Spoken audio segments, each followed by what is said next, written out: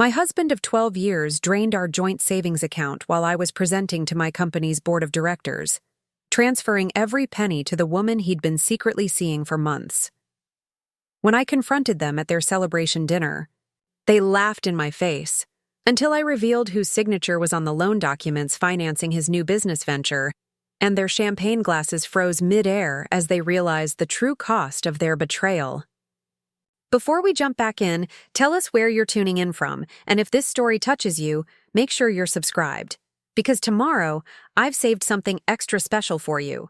The prestigious conference room on the 38th floor offered a panoramic view of the city skyline, glass and steel glittering in the late afternoon sun.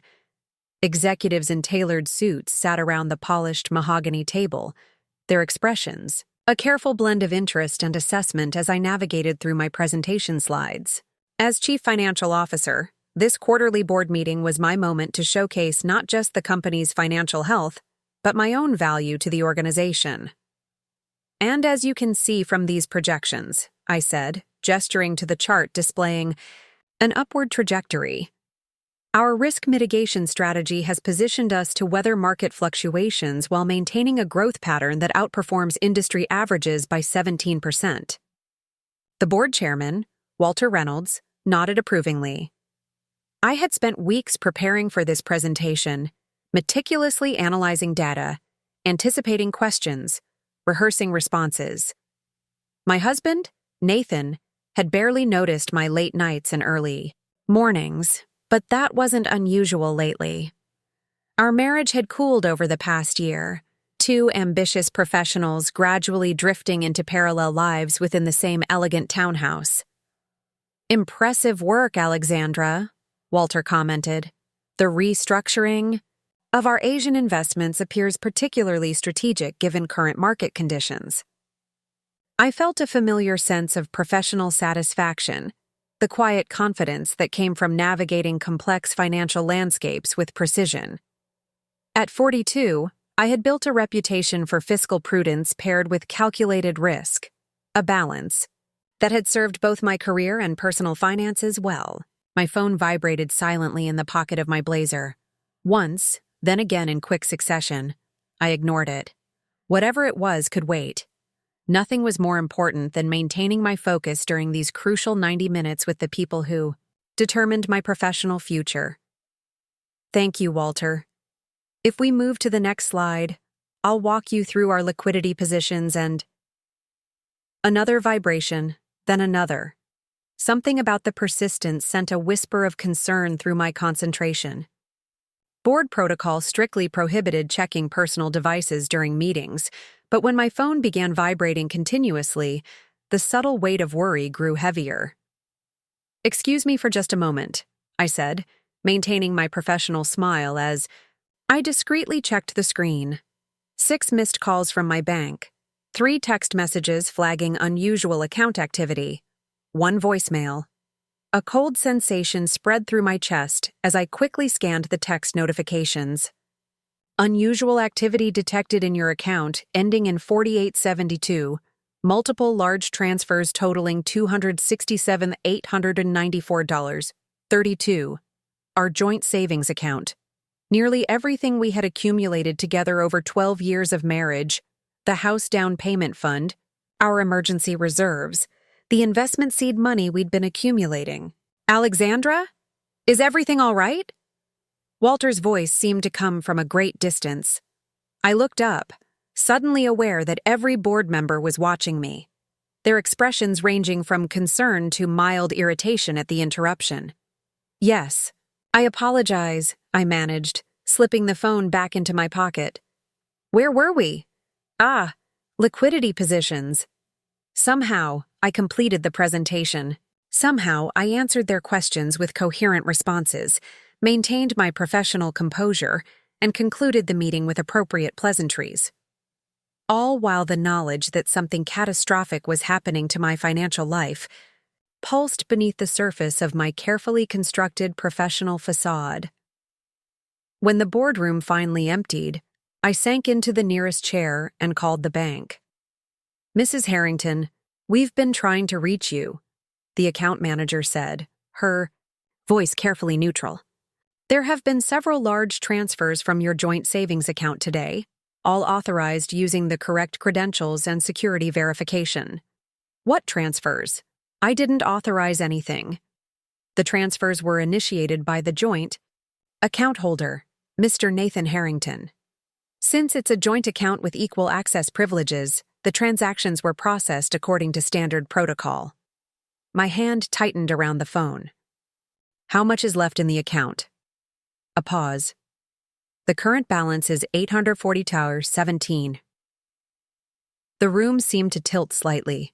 Over $250,000 gone in an afternoon. 12 years of careful saving, of measured financial decisions, of planning. For our future. Can you tell me where the money went?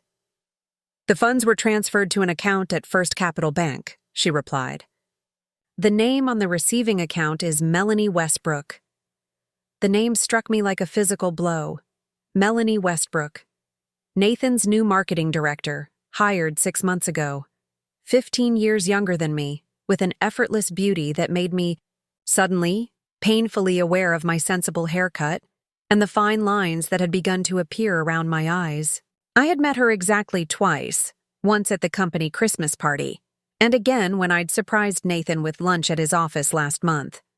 Both times he had been oddly distant afterward, picking small arguments over nothing. Mrs. Harrington? Would you like me to initiate fraud proceedings? The question hung in the air. Was this fraud? Legally, perhaps not. Nathan had every right to access our joint account, but to transfer everything without discussion, without warning? No, I said finally. Not yet. Thank you for the information. I ended the call and sat motionless, staring out at the city spreading below me, the lives of millions flowing in their ordinary patterns while mine had just imploded. My phone chimed with an incoming text message. Nathan, won't be home tonight. Having dinner with the team to celebrate our new venture. Don't wait up. New venture. The pieces clicked into terrible alignment. Nathan had been talking about leaving his marketing director position to start his own agency for years, but we had agreed to wait until we had sufficient capital cushion. Apparently, he had decided that day was today, with my money and his new marketing director. I Googled Melanie Westbrook. Her LinkedIn profile appeared first. Marketing director at Carson Media, previously with top agencies in New York and Chicago. Her profile picture showed a woman with shining chestnut hair and confident smile, the kind of effortless poise that seemed to belong on magazine covers. Further down the search results, a recent local business news article. New boutique agency launches with major client acquisition. The article was dated today. It featured a photo of Nathan and Melanie standing proudly in front of an exposed brick wall with a sleek sign. Westbrook and Harrington Creative.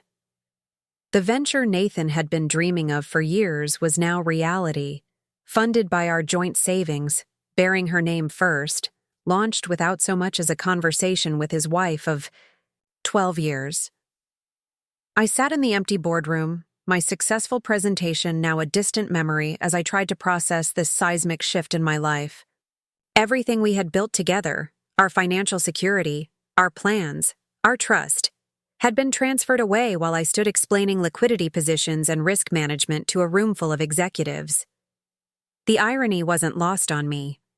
My phone rang. Again, my assistant, reminding me about my next meeting. Somehow, impossibly, the business of the day was continuing as if my personal life hadn't just collapsed. I gathered my presentation materials, straightened my blazer, and walked out of the boardroom with my head high, already formulating what would happen next.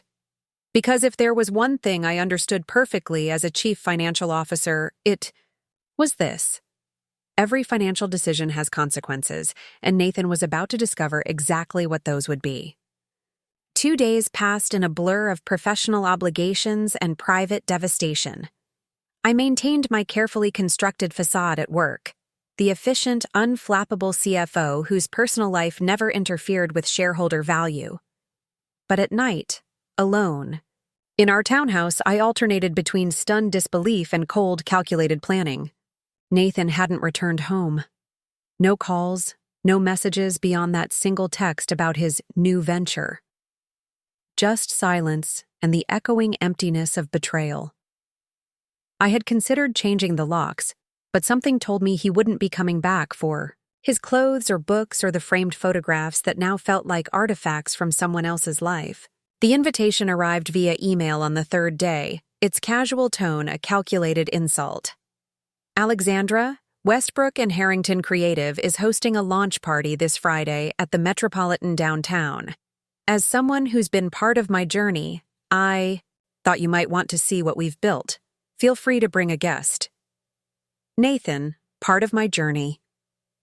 As if our 12-year marriage had been a stepping stone, a chapter he'd completed before moving on to more exciting narratives. I read the message 3 times, noting the careful wording, the use of I instead of we, the presumptuous inclusion of his name in the agency title, the implication that I should celebrate his success rather than recognize his theft. I clicked, accept, without hesitation. The Metropolitan was one of the city's premier event spaces, occupying the top floor of a renovated historic bank building downtown. Floor-to-ceiling windows offered panoramic views of the skyline, the same skyline I'd gazed at from my boardroom while Nathan had drained our accounts. The irony wasn't lost on me as I stepped off the elevator into a space transformed by strategic lighting, minimalist floral arrangements, and the distinctive branding of Westbrook and Harrington Creative. Name, please? A young woman with a tablet stood at a sleek reception desk. Alexandra Harrington. Her eyes widened slightly. Recognition? Discomfort? Perhaps both. Of course, Mrs. Harrington. Welcome. I wore a black dress I'd purchased for a charity gala last year. Fitted, elegant, professional. My hair was swept into a precise updo, my makeup flawless. The diamond earrings Nathan had given me for our 10th anniversary completed the ensemble. A small touch of calculated irony. The room was already filled with clients, potential clients, and the creative community that formed the backbone of the city's marketing industry. I recognized faces from Nathan's previous firm, from industry events, from the photographs that occasionally accompanied the business articles I read. And there, in the center of it all, Nathan and Melanie, holding court like royalty at their coronation. She wore a burgundy dress that highlighted her youth and vitality, her chestnut hair falling in artful waves around shoulders left bare by the dress's cut. Nathan stood close beside her, his hand resting possessively at the small of her back, his face animated in a way I hadn't seen in years. They laughed together at something a silver-haired man in an expensive suit had said, their body language speaking volumes about their connection. I accepted a glass of champagne from a passing server and moved through the crowd with practiced ease, exchanging pleasantries with those who recognized me, introducing myself to those who didn't. The CFO mask served me well here, poised, professional, unthreatening. All while I observed the room, noted the clients, estimated the investment that had gone into this launch event, my money, my savings, my future, repurposed without consent. Eventually, inevitably, our paths converged. Alexandra. Nathan's voice carried a note of surprise despite the invitation he'd sent. You came. I turned to face my husband of 12 years, the man I'd built a life with, the man who'd betrayed me while I presented financial projections to my board. I did, I replied, my voice steady. Congratulations on your new venture.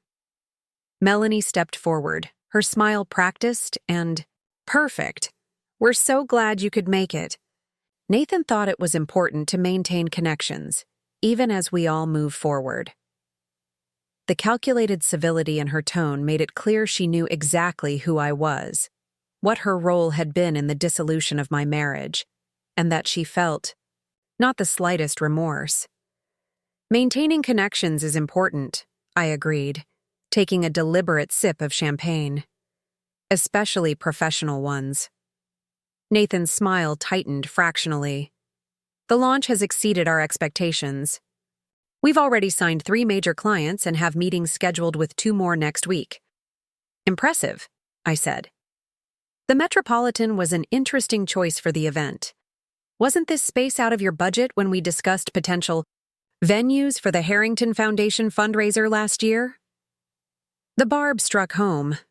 Nathan's expression flickered briefly, remembering the conversation where he'd deemed this very venue overpriced and pretentious. Now here he stood, hosting his launch party in the space he'd once criticized.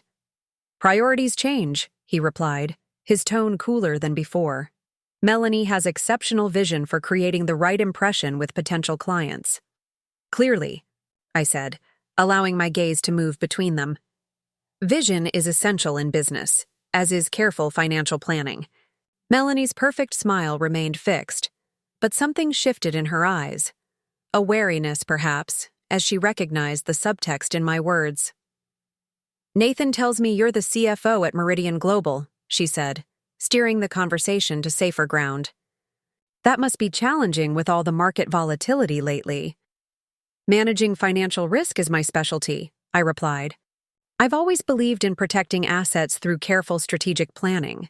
Nathan took a sip of his champagne, his discomfort becoming more evident.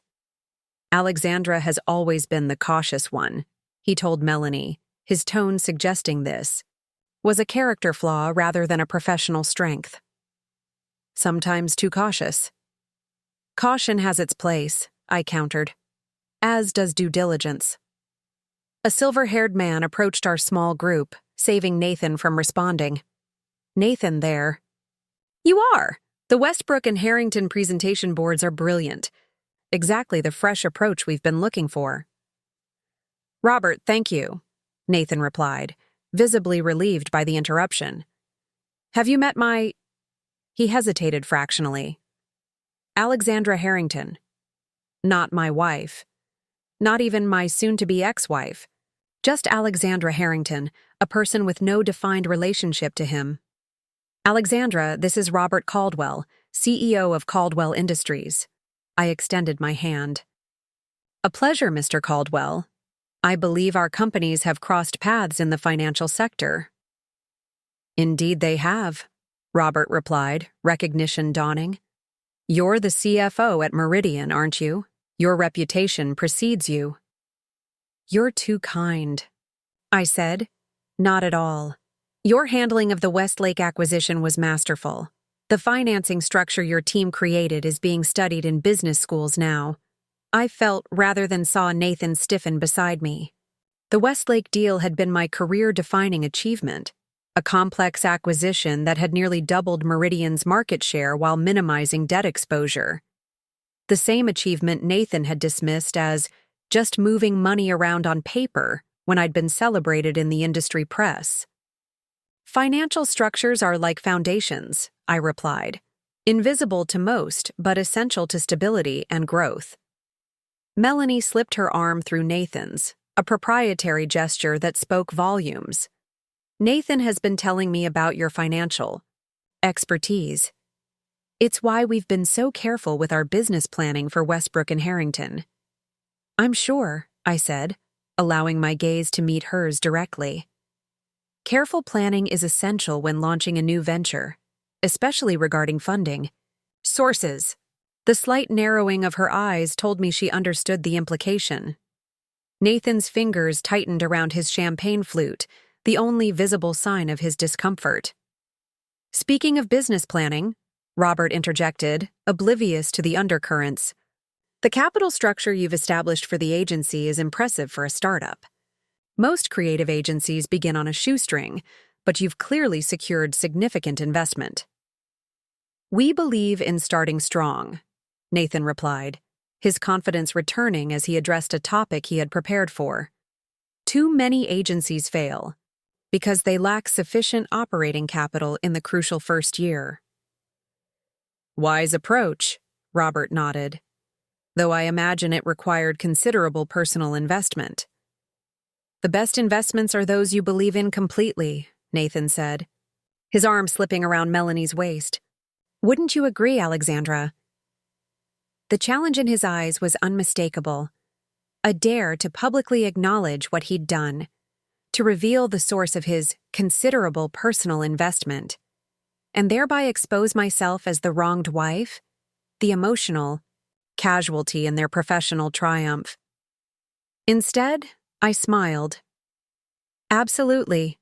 I've always believed in investing in what you truly own. Something in my tone must have registered, because Nathan's expression shifted slightly, a flicker of uncertainty crossing his features. Before he could respond, a tall woman in an impeccably tailored suit approached our group. Nathan, Melanie, the Donovan representatives have arrived. They're eager to see the mock-ups for their campaign. Of course, Melanie replied smoothly. Alexandra, it was lovely meeting you properly. Please enjoy the party. I'm sure I will, I said, raising my glass slightly. It's fascinating to see what's been accomplished in such a short time. As they moved away through the crowd, I caught Robert Caldwell studying me with a thoughtful expression. Brave of you to attend, he said quietly. Office romances can create such complicated situations when they end professional partnerships. So that was the narrative Nathan had constructed, that he and I had been colleagues whose relationship had run its course, not husband and wife whose marriage had been destroyed by betrayal and theft. Life is full of complications, Mr. Caldwell, I replied. The key is understanding the fine print before signing any agreement. I circulated through the party with practiced ease, exchanging pleasantries and business cards, maintaining the facade of the supportive ex-partner rather than the betrayed wife. Years of navigating corporate politics had prepared me well for this moment. This careful balance of professional courtesy and strategic positioning. With each conversation, I gathered information, building a clearer picture of Nathan and Melanie's new venture, its client base, and its financial foundation. The space itself spoke volumes about their ambitions and their spending. Crystal chandeliers illuminated custom furniture arrangements designed to showcase portfolio pieces displayed on mounted screens. A string quartet played in one corner, their classical renditions of contemporary songs providing a sophisticated soundtrack. Servers circulated with trays of champagne and canapés that I recognized from the city's most exclusive caterer. No, expense had been spared in creating the impression of a well-established, financially secure agency. An agency launched with my money. I paused near a display featuring their new branding system. A sleek, minimalist design with geometric patterns in shades of deep blue and copper. The craftsmanship was undeniably impressive, which made sense given the price tag this level of design commanded. Quite striking, isn't it? A voice said beside me. I turned to find Caroline Winters, creative director at one of the city's largest agencies, and someone I'd met several times at industry events Nathan had insisted I attend with him. It is, I agreed. Contemporary, but with staying power. Melanie's work, Caroline said, studying the display. She's built quite a reputation in the industry over the past few years. When she left Carson Media, several major clients followed her. Nathan was smart to partner with her. Was he? I kept my tone neutral, conversational. I wasn't aware of the specifics. Caroline glanced around before leaning slightly closer. Between us, Nathan had been trying to recruit her for months before she finally left Carson. The industry rumor was that he offered her full partnership with her name first on the door, something Carson wouldn't match. Another piece of the puzzle clicked into place. While I'd been working late and rising early to prepare for board meetings, Nathan had been orchestrating not just an affair, but a complete professional and personal transition. Interesting strategy, I commented, especially given the capital requirements for such a rapid launch. Caroline nodded. That's the real story everyone's discussing. Most creative startups bootstrap for at least a year, but they've launched fully funded, with premium office space in the Tower District and a client roster most established agencies would envy. The question is, Who's backing them? I took a sip of champagne, using the moment to compose my response. Investment can come from unexpected sources. Indeed. Caroline's gaze was shrewd, assessing. Nathan mentioned you two had known each other for some time. So that was his narrative. We had known each other, a carefully constructed phrase that acknowledged our connection without specifying its nature or extent. Not my wife of 12 years, but a vague acquaintance from his past. We have a long history, I confirmed, deliberately ambiguous, including several joint financial ventures. Before Caroline could pursue this thread further, my attention was caught by a large touchscreen display activated by a group of guests nearby. It featured an interactive portfolio of Westbrook and Harrington's work, including a project I recognized immediately, the rebranding campaign for Harrington Family Vineyards, Nathan's parents' winery in Sonoma. I moved closer, memories surfacing. Unbidden. 3 years ago, Nathan's father had approached us about updating their dated brand identity to appeal to a younger demographic.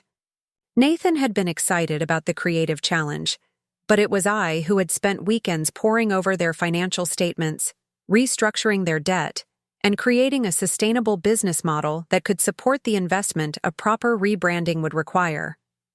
The work displayed on the screen represented hundreds of hours of both Nathan's creative input and my financial expertise, a true collaboration that had revitalized his family's struggling business. Now it was showcased as a Westbrook and Harrington project, with no acknowledgement of my contribution. The vineyard rebrand was inspired, said a silver-haired man examining the display.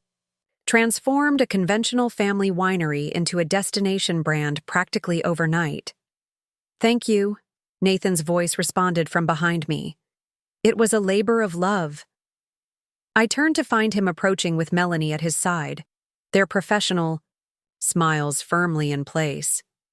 They hadn't expected to find me here, studying this particular project. The Harrington Vineyard case study is one of our signature accomplishments, Melanie added, her proprietary tone suggesting she had been part of the project rather than a complete stranger to it.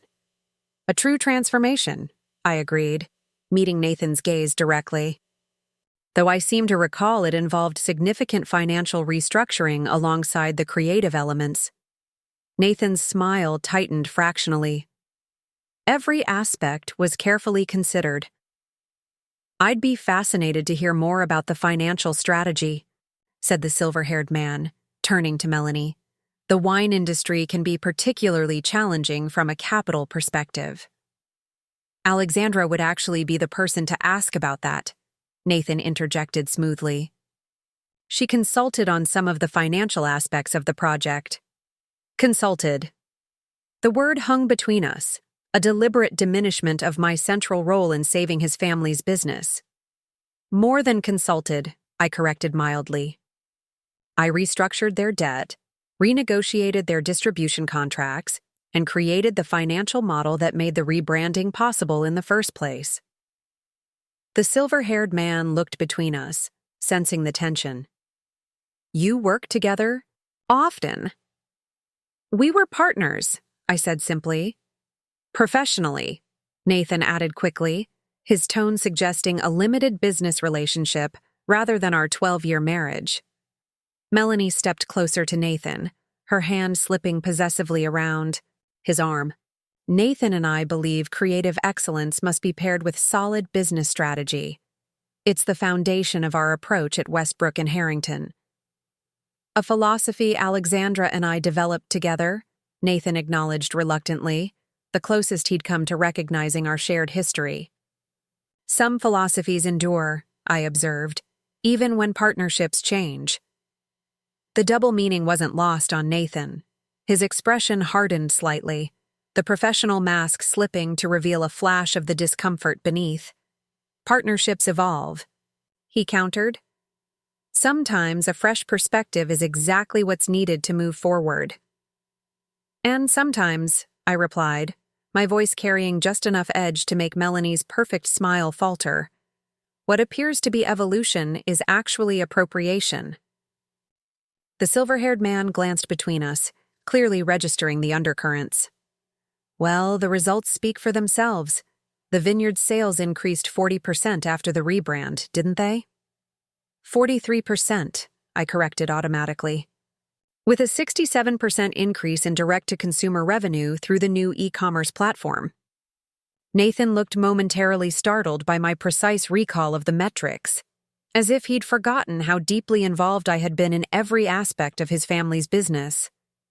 Alexandra has an exceptional memory for figures, he told the man, his tone suggesting this was a curious quirk rather than a professional strength. Occupational necessity, I replied.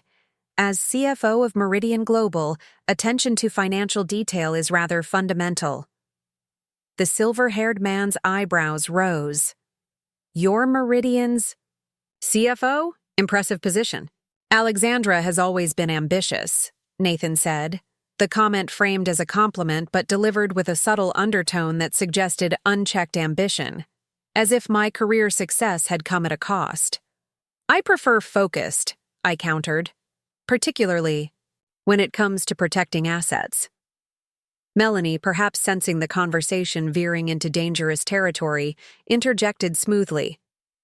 The Vineyard project certainly demonstrated the power of our integrated approach. In fact, we're applying similar principles to our work with Caldwell Industries. I wasn't aware Caldwell had signed with you, I said, knowing full well they hadn't. Robert Caldwell's earlier comments had made that clear. We're in final discussions, Nathan replied, his slight hesitation revealing the exaggeration. Robert was quite impressed with our presentation. Final discussions can be the most critical phase, I observed. That's when the details of ownership and control are established. Nathan's jaw tightened almost imperceptibly. Speaking of presentations, we should check on the multimedia display for the Donovan campaign. It should be ready for the reveal. Of course, Melanie agreed, her relief at the excuse to exit our conversation evident despite her professional smile. If you'll excuse us. As they moved away, the silver-haired man studied me with renewed interest. I sense there's quite a history there. History is filled with valuable lessons, I replied, particularly regarding the importance of reading the fine print before signing away rights. He nodded thoughtfully. I'm Thomas Brennan, by the way, Venture Capital. Alexandra Harrington, I said, accepting his offered hand. Finance. I know who you are, he replied, surprising me. Your reputation extends beyond Meridian. The structured finance model you created for the Asian market expansion was brilliant, innovative yet remarkably stable during last year's volatility. Thank you, I said, genuinely pleased by the recognition. Financial architecture should be both creative and secure. Precisely why I'm confused by your former association with Westbrook and Harrington, he said, lowering his voice slightly. Creative agencies typically represent significant risk with unpredictable returns, not your usual investment profile. The question beneath the observation was clear. What was my connection to this venture? Let's just say I maintain an interest in the agency's financial foundation, I replied carefully, though Nathan and Melanie have complete creative control. Thomas Brennan's gaze sharpened. Interesting arrangement. Passive investment? For now, I said, allowing a small smile. Though as you know, investment terms can always be renegotiated when circumstances change. Indeed they can, he agreed, his expression suggesting newfound respect. And change is the only constant in business. As we continued our conversation, moving to topics of mutual professional interest, I maintained my composed exterior while internally cataloging each new piece of information. The picture becoming increasingly clear.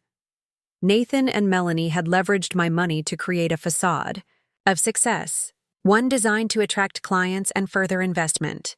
They had erased my contribution to Nathan's family business, diminished our marriage to a vague professional association, and presented themselves as visionary entrepreneurs rather than opportunistic thieves. But facades, as any financial professional knows, are only as solid as their foundations. And I was beginning to see the structural weaknesses in theirs. Vulnerabilities that would be invisible to most observers but glaringly obvious to someone with my particular expertise. Someone who had spent 12 years learning exactly how Nathan operated, both professionally and personally. Someone who understood that appearances of success often concealed fragile financial realities. Someone who knew precisely where to apply pressure when the time came. The evening progressed with the practiced rhythm of high-end networking events, conversations flowing as smoothly as the champagne, business cards exchanged with calculated casualness, and strategic introductions, orchestrated to showcase connections and influence. I navigated this familiar terrain with the precision that had carried me through countless corporate gatherings, maintaining my professional demeanor while continuing to gather information. Around 9 o'clock, the background music faded, and a spotlight illuminated the far end of the room where a small stage had been arranged. Nathan stepped into the light, looking every inch the successful creative director in his tailored charcoal suit and burgundy tie that perfectly complemented Melanie's dress, a coordinated visual statement of their partnership. "Good evening, everyone," he began, his voice carrying confidently across the now quieting room. "Melanie and I want to thank you all for joining us tonight to celebrate the launch of Westbrook and Harrington Creative." Applause rippled through the gathering. I maintained my position near the back of the room, champagne glass in hand, my expression neutral as I watched the man I had supported for 12 years claim this moment of triumph. "Some of you have known me for years," Nathan continued. "You've watched my journey through the creative industry, from junior designer to creative director at Carson Media. No mention of our marriage, of course. No acknowledgement that I had supported him through his early career struggles, had reviewed his portfolio late into the night, had networked on his behalf when he was too introverted to approach industry, leaders at events like this one. Others know Melanie from her groundbreaking work with major brands across multiple platforms. Her vision has transformed client outcomes and set new standards for integrated marketing campaigns. Melanie joined him on stage, their body language proclaiming their personal and professional unity. The spotlight caught the diamonds at her throat, a necklace I recognized instantly as having been purchased from the jeweler Nathan and I had patronized for years. I wondered if she knew I had helped select the setting for that particular piece, or that we had discussed giving it to his mother for her 70th birthday.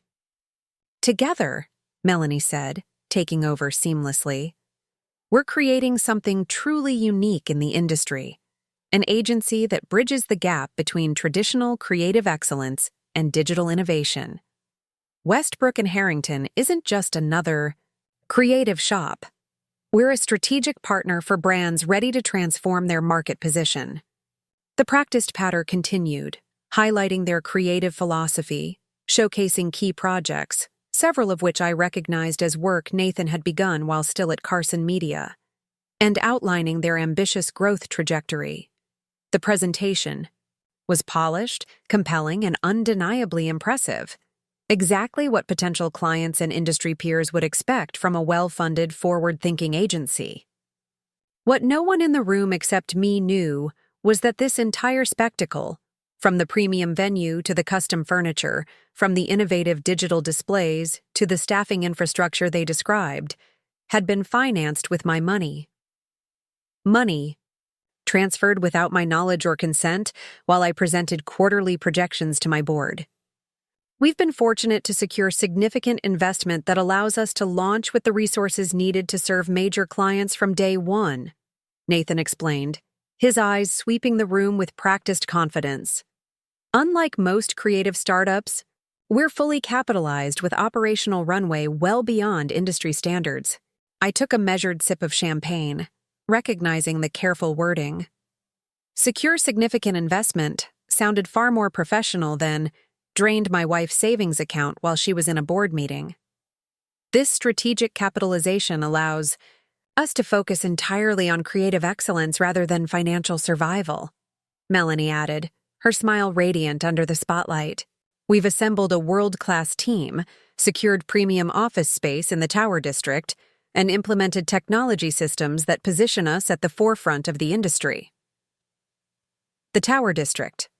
Of course, the exclusive business center where rents averaged triple the city's standard commercial rates. I made a mental note to determine exactly which building they'd leased, another piece in the financial puzzle I was constructing. "But impressive resources mean nothing without vision," Nathan continued. "At Westbrook and Harrington, we believe that transformative creative work happens when boundaries are pushed, when conventional thinking is challenged, when partners trust each other enough to take calculated risks." The irony of Nathan speaking about trust while standing on a stage financed by his betrayal was almost enough to crack my composed facade. Almost. "Which brings us to our exciting announcement," Melanie said, her voice rising with practiced enthusiasm. "We're thrilled to reveal that Westbrook and Harrington has been selected as the creative agency of record for Pinnacle Development's revolutionary new urban living concept, Skyline Commons." Murmurs rippled through the crowd. Pinnacle was one of the largest real estate development firms in the region, known for high-profile, high-budget projects. Landing them as a client was indeed a coup for a new agency, the kind of signature, account that could establish immediate credibility and attract additional premium clients. "Pinnacle's CEO, James Morrison, is here with us tonight," Nathan said, gesturing toward a distinguished man in his 60s standing near the front of the room. "James, would you like to say a few words about our partnership?" As James Morrison moved to join them on stage, I felt a subtle shift in the room's energy, the current of respect and deference that flows toward individuals of significant wealth and influence. Morrison's real estate empire extended beyond the city to developments across the country, his net worth estimated in the billions. His presence lent Nathan and Melanie's launch an implicit endorsement that no amount of sophisticated staging could have achieved. "Thank you, Nathan, Melanie," Morrison said, accepting the microphone with the easy confidence of someone accustomed to addressing crowds.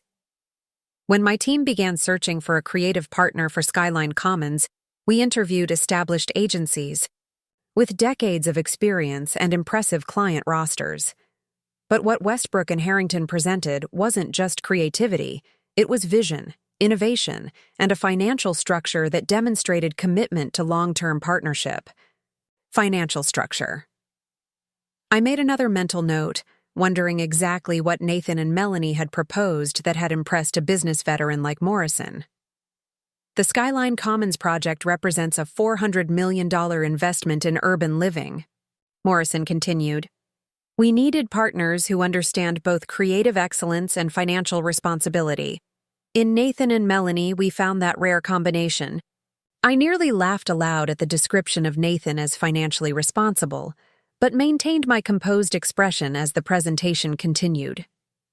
"Our contract with Westbrook and Harrington is not just for initial branding," Morrison explained, "but a comprehensive 3-year engagement covering all aspects of marketing, advertising, and digital presence for Skyline Commons. We're committing substantial resources to this partnership because we believe in their vision and capabilities. 3 years, comprehensive engagement, substantial resources." Each phrase translated in my financial mind to specific dollar amounts, contract terms, and cash flow projections. This wasn't just a prestigious client. It was a multi-million-dollar account that would provide stable revenue for the fledgling agency through its critical early years. An account secured using my capital as the foundation. "In addition," Morrison continued, "I'm pleased to announce that I've personally invested in Westbrook and Harrington as a minority stakeholder. My experience in business development has taught me to recognize exceptional talent and opportunity, and this agency represents both." The revelation sent another ripple of murmurs through the crowd. Morrison's investment was a powerful endorsement, the kind that would open doors throughout the business community and potentially attract additional investment. I watched Nathan's face, noting the flash of triumph in his eyes. This was more than he had hoped for, not just a major client, but a billionaire investor publicly declaring his faith in their venture.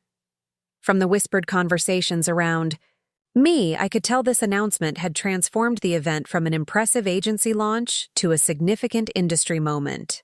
As Nathan, Melanie, and Morrison continued their presentation, outlining their shared vision for Skyline Commons and displaying preliminary concepts on the large screens, I observed the shifting dynamics in the room. Industry peers who had been cordially interested were now actively engaged. Potential clients who had been adopting wait-and-see positions were moving closer to the stage, and competitors were exchanging concerned glances. In 30 minutes, Nathan and Melanie had positioned themselves not as industry newcomers, but as significant players with financial backing and client relationships that established agencies would envy.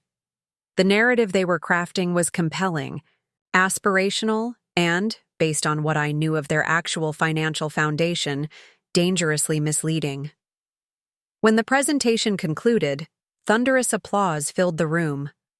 Nathan and Melanie stood center stage, Morrison beside them, the spotlight illuminating their triumphant expressions. They had orchestrated this moment perfectly, the public validation of their venture, the implicit message that they were not just creative talents but business forces to be reckoned with. As the formal presentation ended and the networking resumed with renewed energy, I watched Nathan and Melanie work the room with practiced coordination. They moved from group to group, Melanie captivating potential clients with her creative vision, while Nathan provided the strategic context, their choreography so seamless it suggested years of partnership rather than months.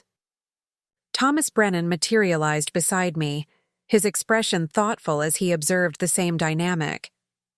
"Impressive announcement," he commented. "Morrison's involvement changes the equation considerably." "It does," I agreed, "though I wonder if he's performed proper due diligence on their financial foundation." "Morrison didn't build his empire by making careless investments," Brennan noted. "His team would have scrutinized their capitalization and business plan thoroughly." "Perhaps," I said, "but even the most thorough due diligence can miss crucial details if they're deliberately obscured." Brennan studied me with renewed interest. "You sound like you have specific concerns." "Let's just say I have questions about the source of their launch capital," I replied carefully. "Questions that might interest someone like Morrison if brought to his attention." "Financial impropriety?" Brennan asked, lowering his voice. "Impropriety implies illegality," I corrected. "This is more a matter of ethical considerations and potential reputational risk." Before Brennan could pursue this line of questioning further, I noticed Nathan and Melanie approaching with James Morrison in tow, a deliberate movement in my direction that suggested Nathan had finally decided to address my presence directly, perhaps emboldened by Morrison's public endorsement. "Alexandra," Nathan said as they reached us, his tone suggesting casual acquaintanceship rather than our 12-year marriage. "I don't believe you've met James Morrison. James, this is Alexandra Harrington, CFO of Meridian Global." Morrison extended his hand. "A pleasure, Miss Harrington. Your reputation precedes you." "Likewise, Mr. Morrison," I replied, accepting his handshake. "Your urban development projects have transformed several cities for the better." "You're familiar with our work?" he asked, seemingly pleased.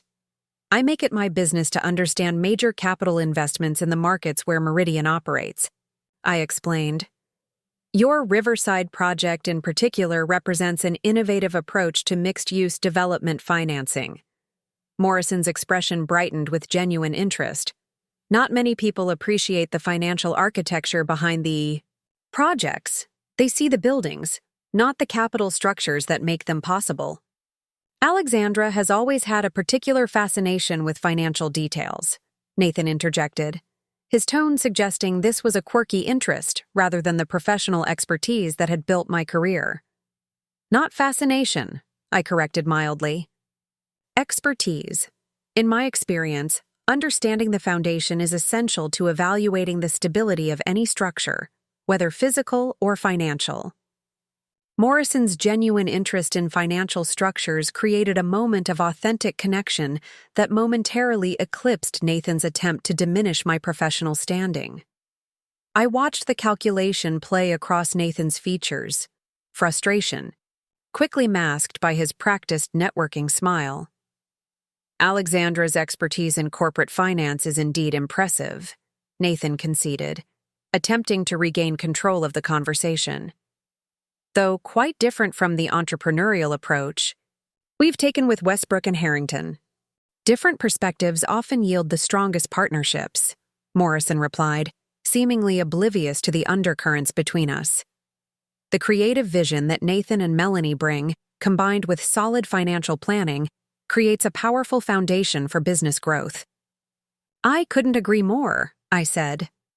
Proper financial structuring is essential to sustainable creative ventures. I've always believed that creativity flourishes best when built on solid fiscal planning rather than improvised funding.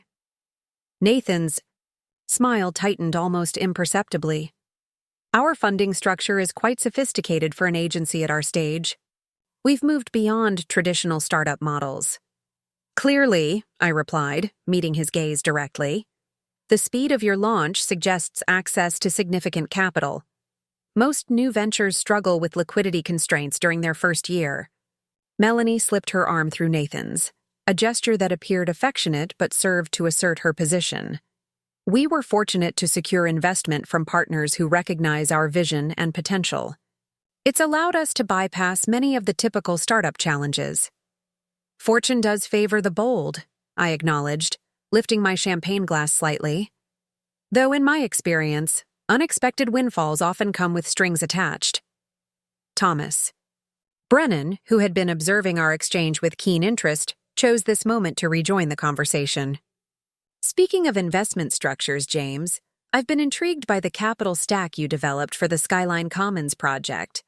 The blend of traditional financing with opportunity zone incentives is quite innovative. Morrison turned toward Brennan with evident enthusiasm for the subject, momentarily shifting the focus away from Nathan and Melanie's funding sources. We've leveraged several emerging tax vehicles that offer remarkable flexibility while maintaining impressive returns for our investors. As Morrison and Brennan delved into the intricacies of real estate financing, I observed Nathan's posture relax slightly, relieved by the change in subject. Melanie, however, continued to study me with calculated assessment, her professional smile not quite reaching her eyes. "Your dress is stunning," she said suddenly, changing tactics with practiced smoothness. "Valentino, isn't it? From last season's collection?" The unexpected pivot to fashion was a classic redirection strategy, an attempt to establish common ground on traditionally feminine territory rather than continuing the more threatening discussion of financial structures. I recognized the technique from countless corporate situations where men had attempted to steer conversations with female executives away from business topics and toward more appropriate subjects. "Thank you," I replied simply, though I find investment patterns considerably more interesting than designer collections. Nathan, sensing my resistance to Melanie's attempt at redirection, rejoined the conversation with renewed purpose. "Alexandra has always been focused on business above all else," he told Melanie, his tone suggesting this was a character flaw rather than a professional strength. Even during our previous association,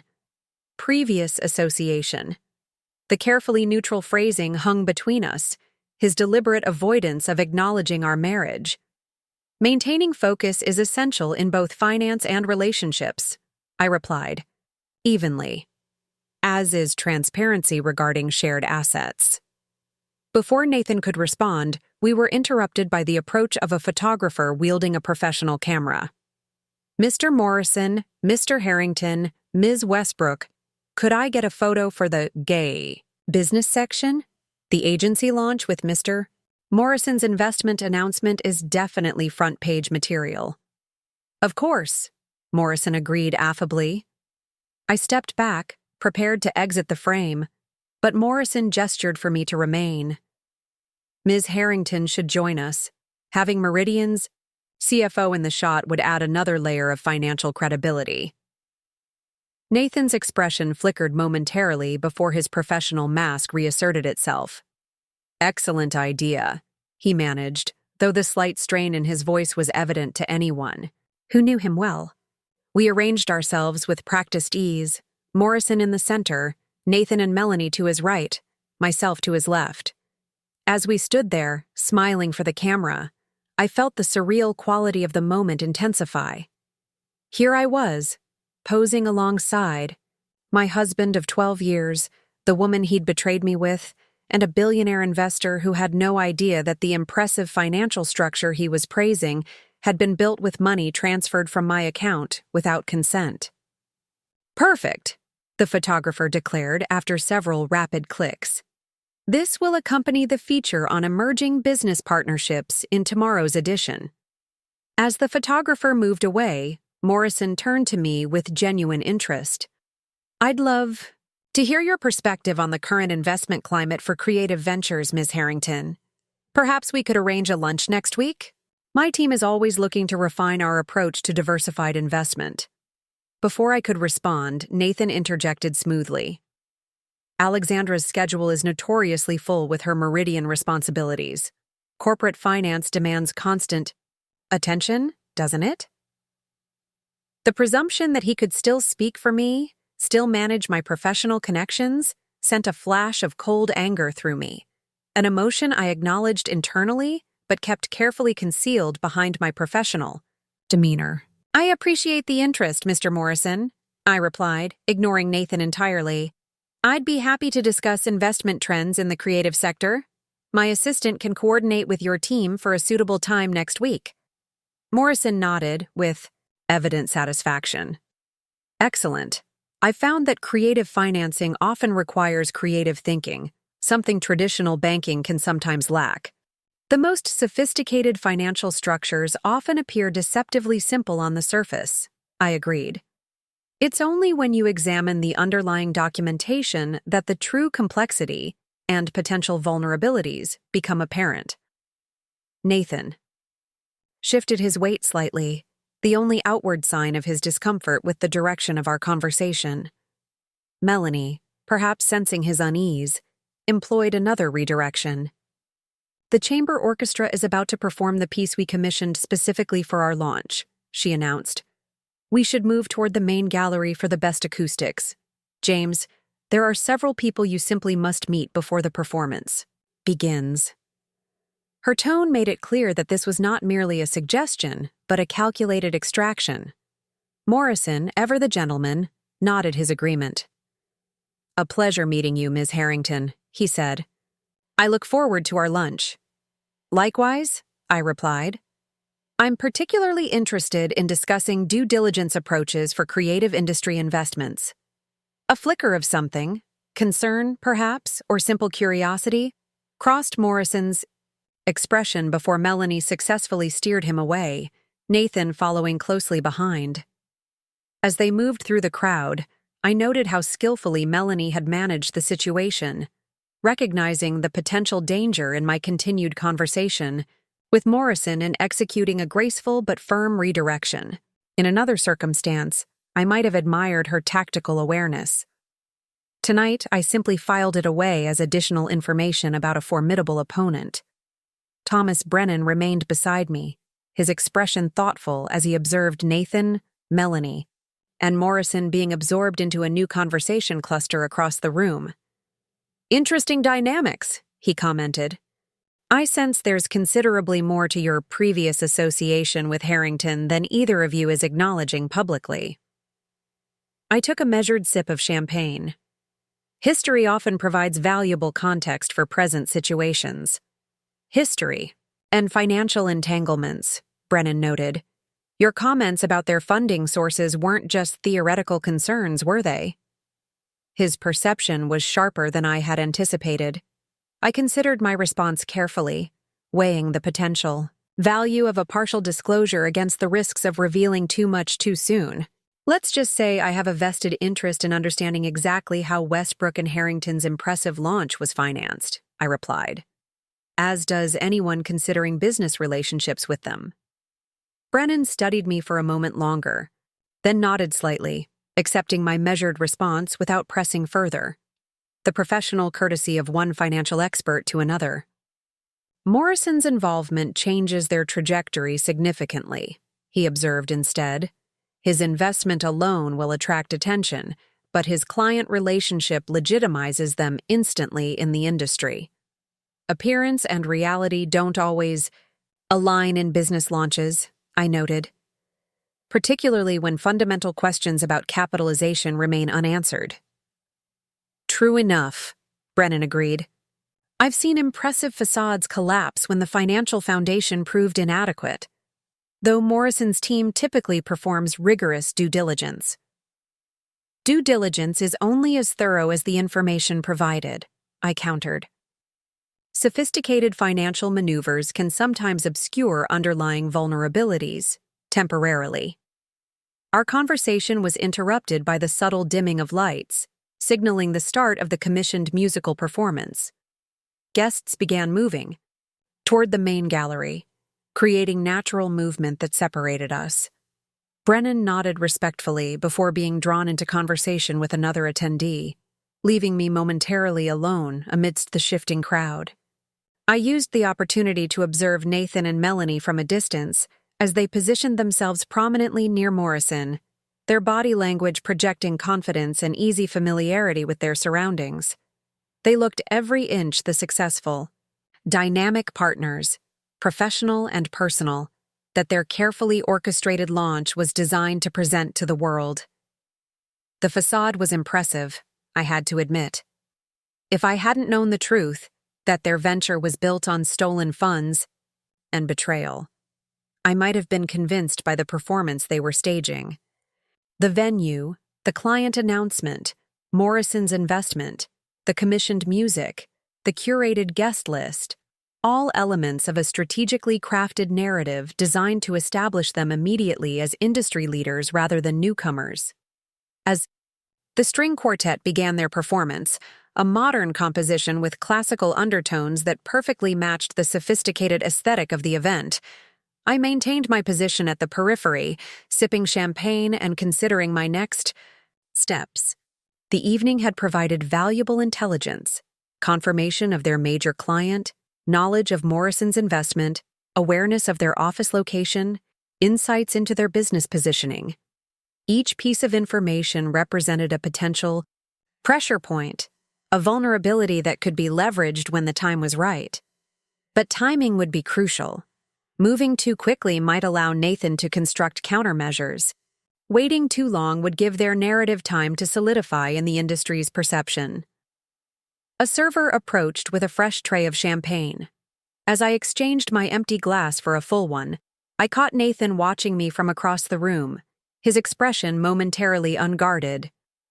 Beneath the triumphant confidence he'd displayed throughout the evening, I glimpsed something else. Uncertainty, perhaps even a flicker of guilt, before Melanie recaptured his attention with a light touch on his arm.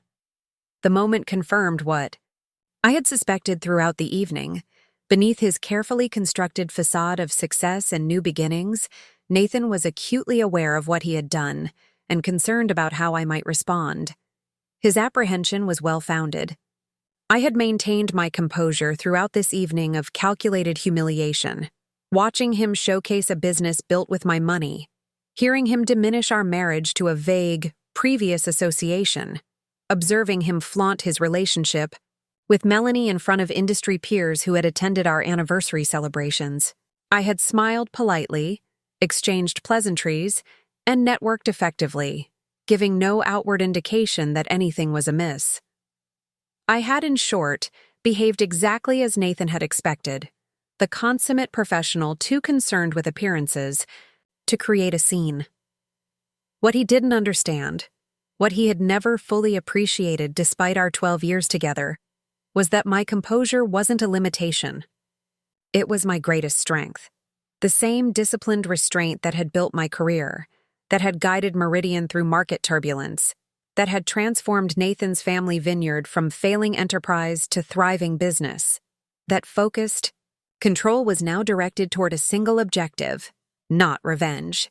Something far more precise. Accountability. The string quartet's final notes faded into appreciative applause, signaling the transition back to the networking portion of the evening. Guests resumed their conversations with renewed energy, the subtle shift in room dynamics suggesting the event had reached its peak. Within an hour, attendance would begin to thin as people made strategic exits, careful to be seen but not to overstay. I was considering my own departure, having gathered sufficient intelligence for one evening, when I observed Nathan and Melanie making a deliberate approach in my direction. Their body language suggested purpose rather than casual mingling, and the collection of people they were bringing with them indicated a planned conversation rather than a spontaneous encounter.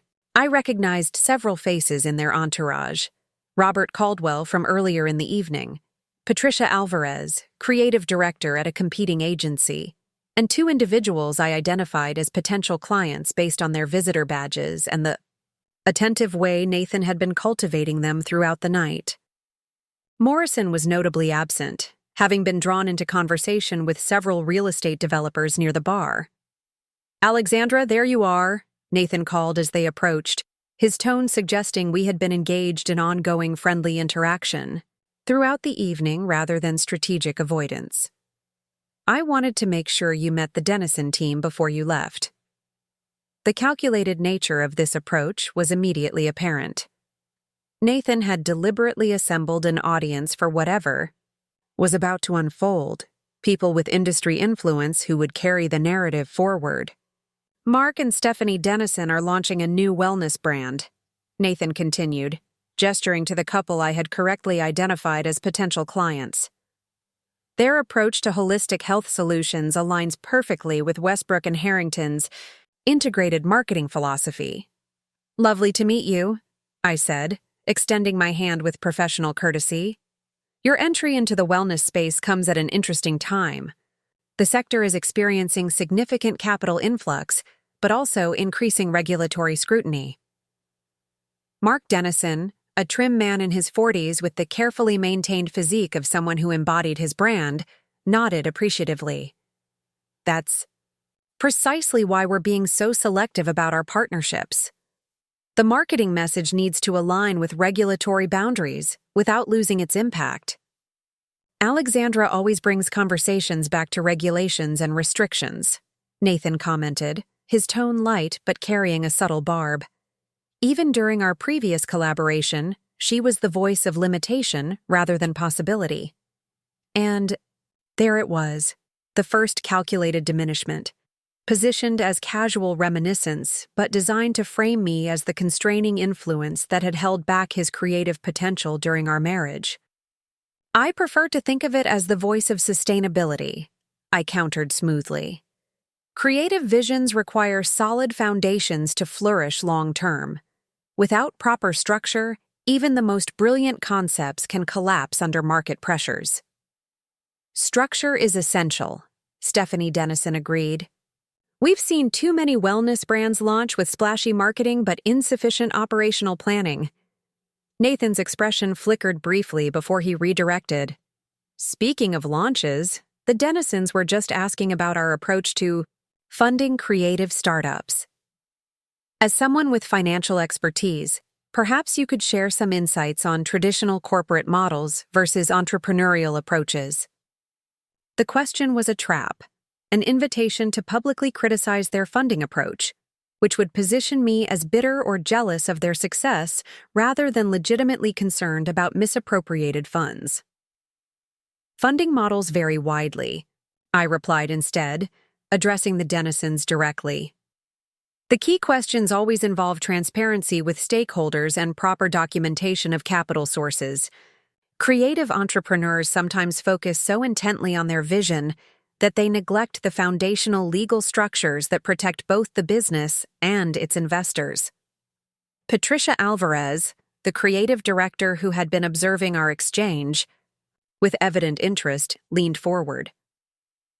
I heard a fascinating rumor that Westbrook and Harrington secured their impressive launch capital through some innovative financial vehicle that Nathan developed during his previous agency experience. Is that accurate, Nathan? The deliberate question created an opening for Nathan to craft his preferred narrative about their funding sources, an opportunity he seized immediately.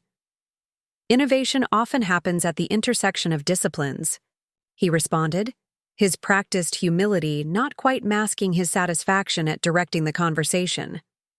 My years working with financial clients provided insights into capital structures that most creative professionals never encounter. Melanie, and I simply applied those principles to our own venture. I maintained my composed expression, though internally I noted the careful construction of his response.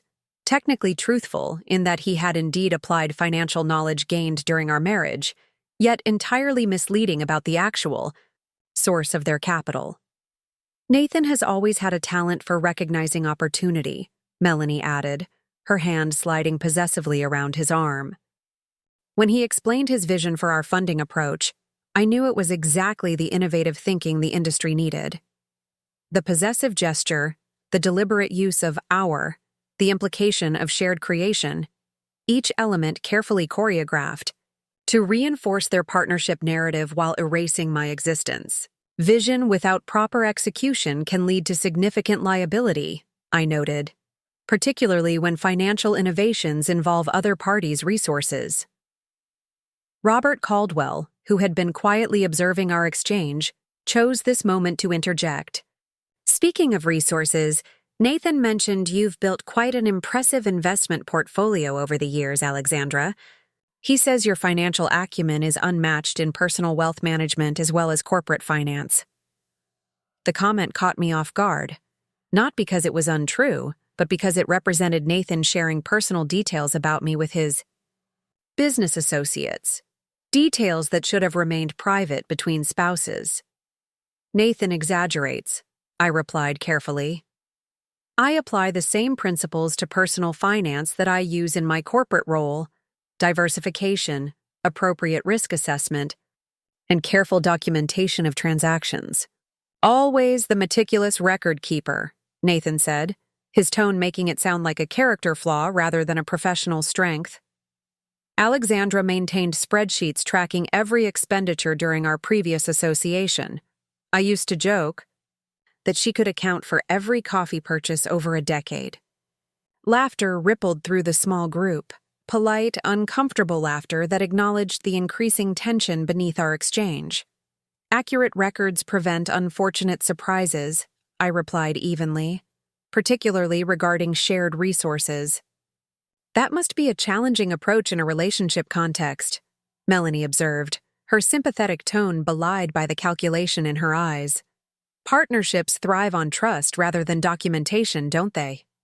The deliberate pivot to relationship dynamics rather than business principles was transparent, a subtle attempt to frame me as cold and untrusting, contrasting with her warmer, more intuitive approach to both business and personal relationships. Trust and documentation are complementary, not contradictory, I countered. The strongest partnerships, whether business or personal, balance emotional connection with clear agreements about shared resources and responsibilities. That's certainly one perspective, Melanie replied, her perfect smile not quite reaching. Her eyes. Nathan and I have found that creative intuition and mutual trust create more dynamic outcomes than rigid structures and constant verification.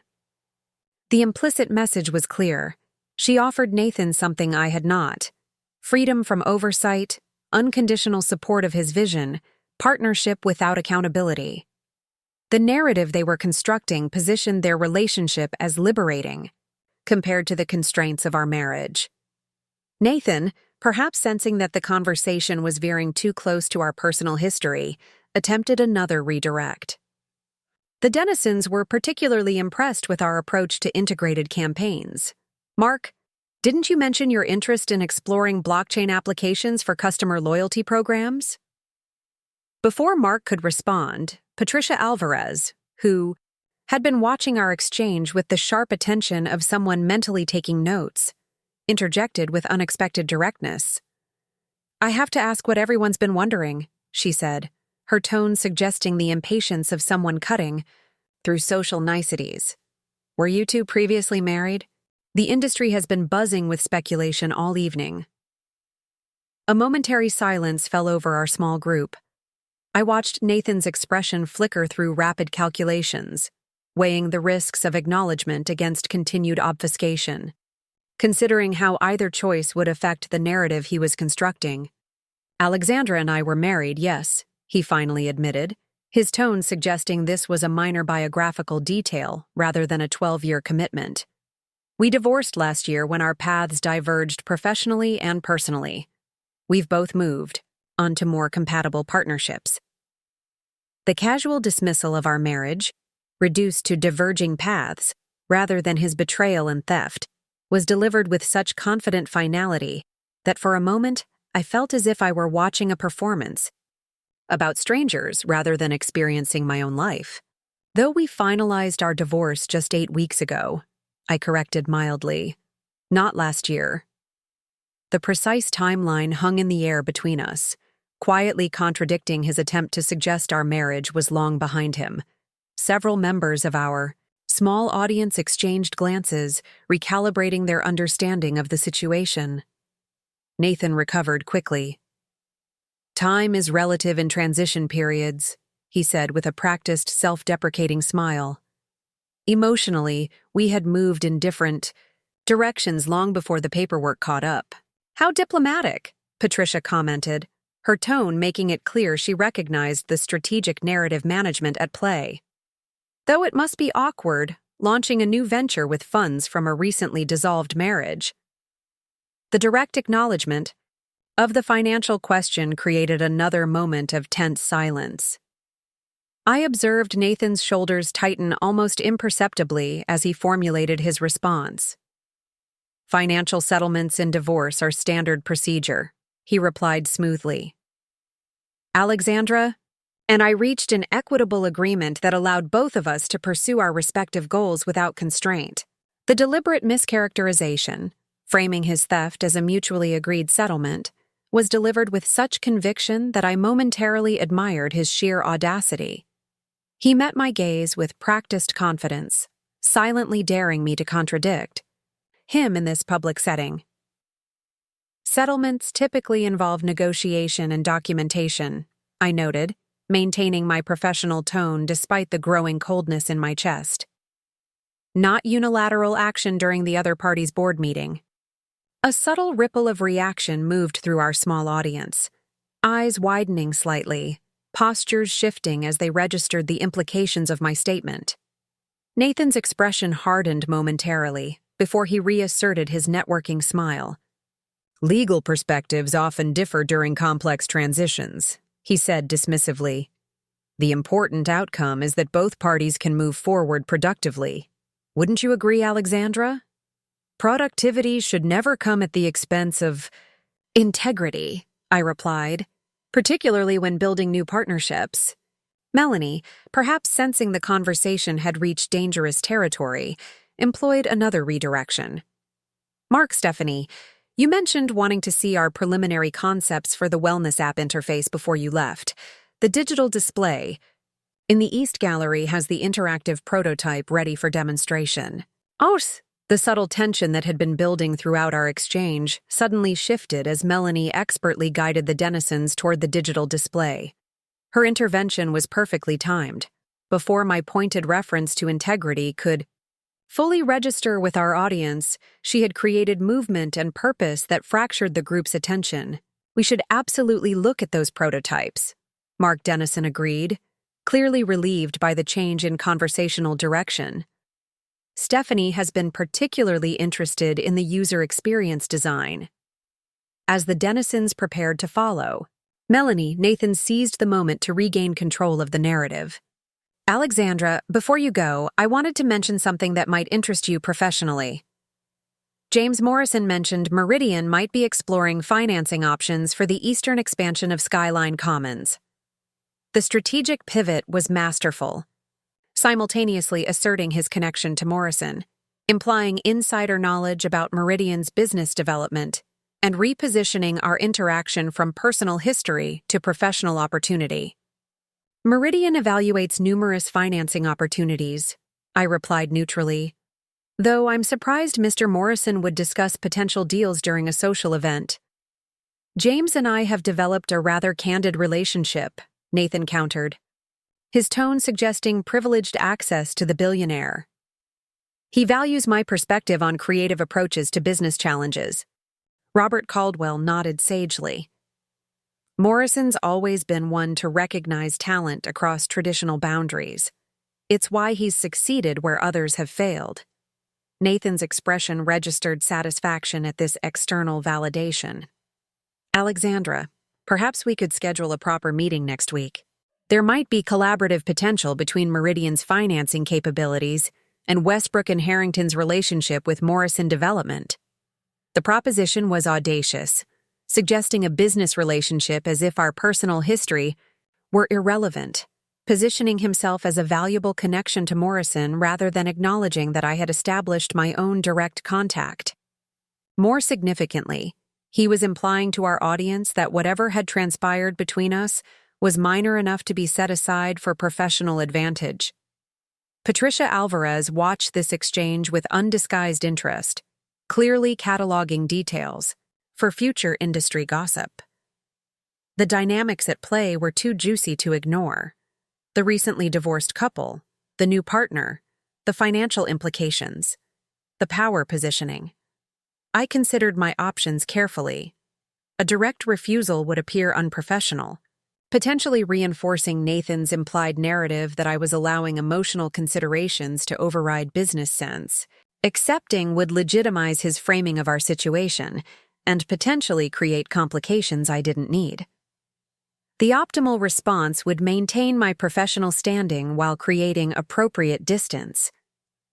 My assistant manages my meeting schedule, I replied smoothly. Feel free to reach out through proper channels if you have a specific proposal that benefits Meridian's stakeholders.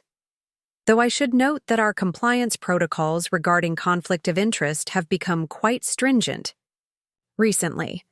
The measured response accomplished several objectives simultaneously: maintaining professional courtesy, establishing proper business boundaries, subtly reminding our audience that there were ethical considerations at play, and most importantly, denying Nathan the satisfaction of either an emotional reaction or an easy victory. Always the stickler for protocols, Nathan commented with a practiced smile that didn't reach his eyes. Some things never change. Consistency is underrated in both finance and character, I replied. Speaking of which, I should be consistent about not staying too late at industry events. Early board call tomorrow. The reference to board responsibilities served as both a legitimate reason for departure and a subtle reminder of my senior executive position, contextualizing our respective professional standings for anyone observing our interaction. Board meetings on Saturdays? Patricia asked, her tone suggesting she recognized this as a graceful exit strategy rather than literal truth. Global markets don't observe weekends, I responded with a professional smile, particularly when coordinating with Asian investors. Nathan recognized the maneuver for what it was, a strategic retreat on my terms rather than continued engagement on his. A flicker of frustration crossed his features before he reasserted his networking expression. Don't let us keep you from your corporate responsibilities, he said, his tone making it clear he was positioning my departure as prioritizing work over social connection, reinforcing the implicit narrative that our marriage had suffered from. My professional focus. I turned to Robert Caldwell and Patricia Alvarez. Lovely to reconnect with you both. Perhaps we'll cross paths at the Chamber of Commerce dinner next month? I'll be there, Patricia confirmed, her sharp gaze suggesting she found our interaction far more interesting than the typical industry networking event. Though I imagine the dynamics will be quite different once news of Morrison's investment in Westbrook and Harrington has circulated through the business community.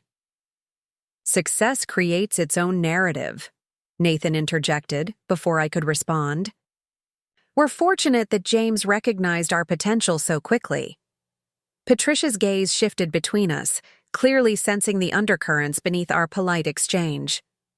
Recognition comes in many forms, she observed. Sometimes the most interesting stories are those still unfolding behind the headlines. Her perceptiveness was unsettling, a reminder that, in our industry, personal dynamics were never truly separate from professional reputations. Whatever transpired between Nathan, Melanie, and me would inevitably become part of a larger narrative that would circulate through business circles, influencing perceptions and opportunities. The best stories reveal themselves in their own time, I replied, maintaining eye contact with Patricia rather than Nathan, though financial documentation often provides spoilers for the final chapter. With that parting observation, purposefully, ambiguous yet pointed enough to unsettle Nathan, I shook hands with Robert and Patricia, nodded politely to Nathan, and began my calculated exit from the event. As I made my way through the thinning crowd, I maintained a deliberate pace, unhurried, composed, exchanging brief pleasantries with acquaintances rather than rushing toward the exit. This wasn't merely about leaving with dignity. It was about controlling the visual narrative of my departure. Anyone observing would see a confident executive concluding a professional appearance, not a wounded ex-wife fleeing an uncomfortable encounter. Near the coat check, I encountered Thomas Brennan, again, now deep in conversation with a woman I recognized as the investment director for a major regional bank. He paused their discussion as I approached. "Leaving already, Alexandra?" he asked. "The evening seems to be reaching its most interesting phase." "The most valuable intelligence is gathered early," I replied, keeping my voice low enough to remain between us. "Before people have had too much champagne and start embellishing their narratives." Brennan smiled appreciatively at the observation. "I've found the same to be true, though sometimes the embellishments reveal more than the prepared statements. In this case, I've seen enough to form preliminary conclusions," I said. "Though, I expect the full story will continue to develop in revealing ways." The investment director, sensing our exchange contained subtext beyond her context, excused herself to refresh her drink, leaving Brennan and me momentarily isolated in the crowded room. "Morrison's involvement changes the equation considerably," Brennan noted, his tone measured and analytical, though his enthusiasm seemed primarily directed toward the creative aspects rather than the financial structure. "Typical of early-stage investment enthusiasm," I observed. "The excitement of possibility often overshadows due diligence regarding capitalization sources."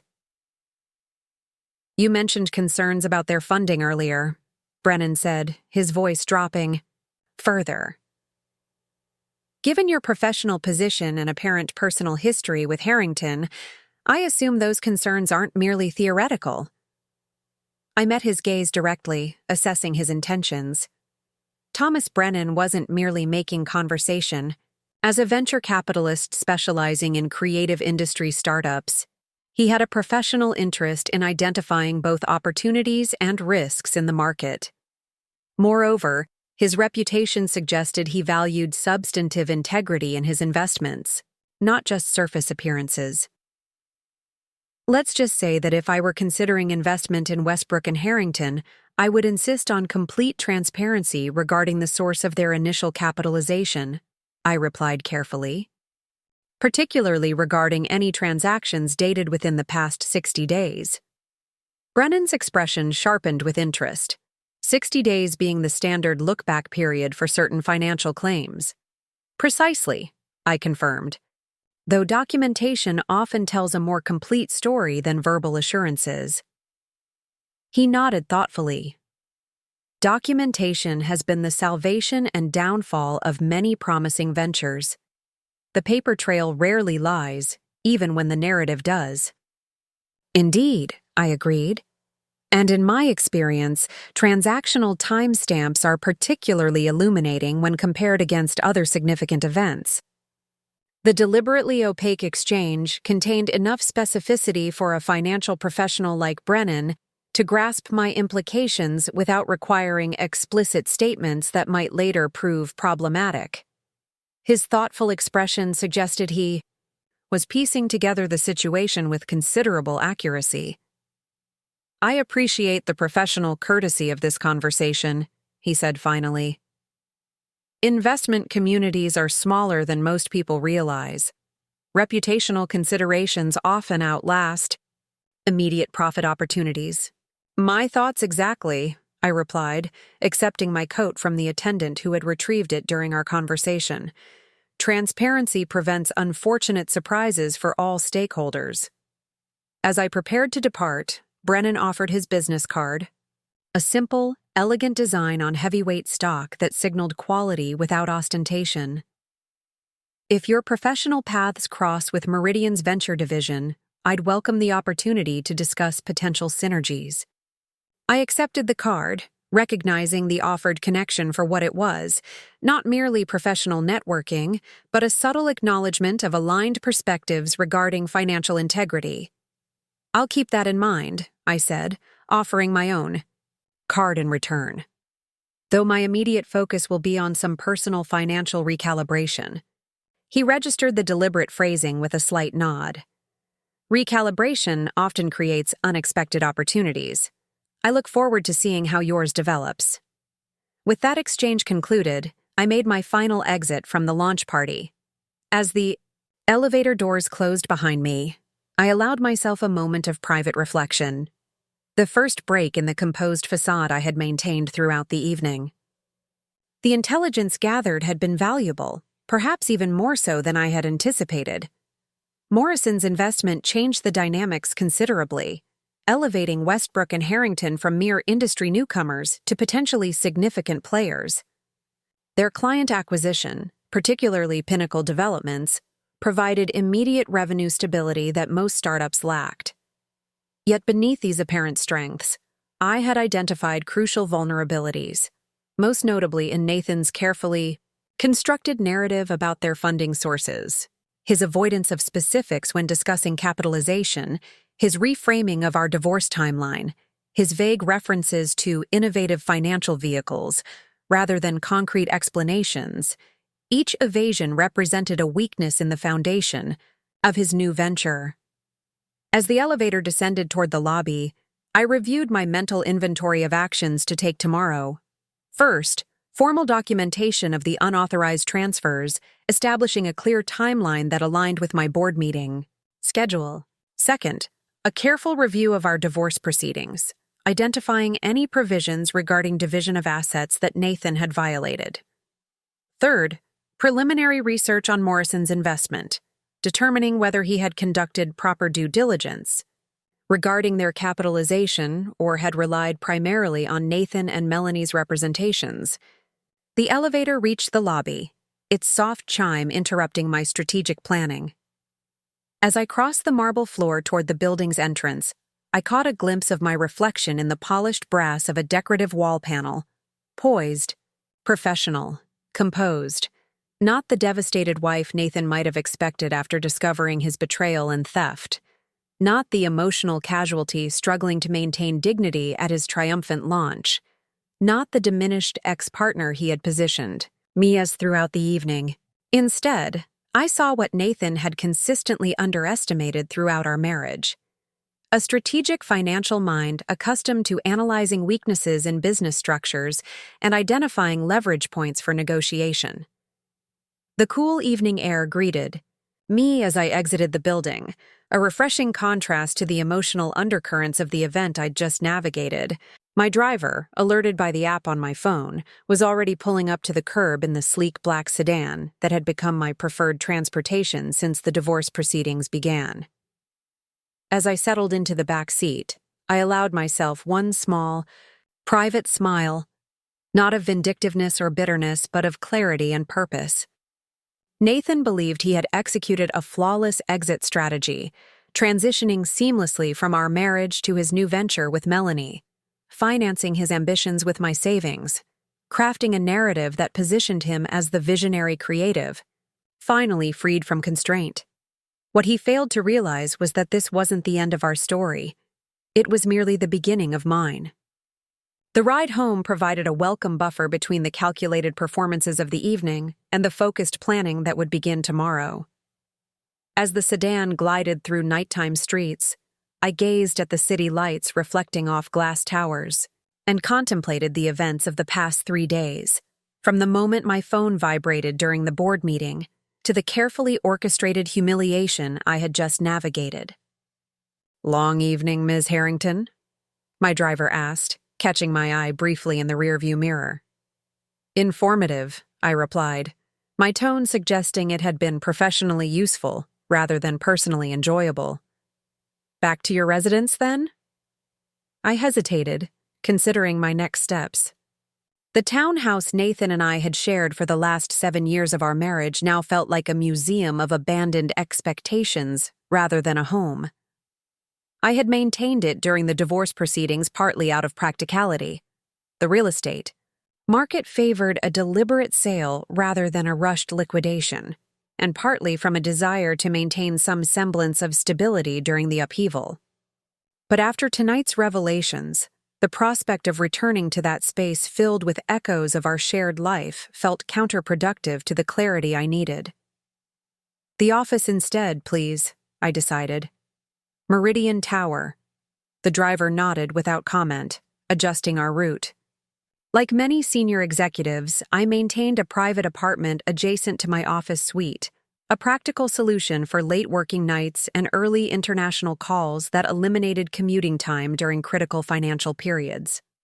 Tonight, that space offered something more valuable than convenience: neutral territory, free from emotional associations and optimized for strategic thinking. As we turned toward the financial district, my phone chimed with an incoming text. I expected it to be from Nathan, some calculated follow-up to our encounter designed to further his preferred narrative, but instead found a message from an unfamiliar number. "Tomorrow, 10 a.m., Riverside Park bench near the Japanese maple. Information. About WH creative funding structure you'll find interesting. Come alone."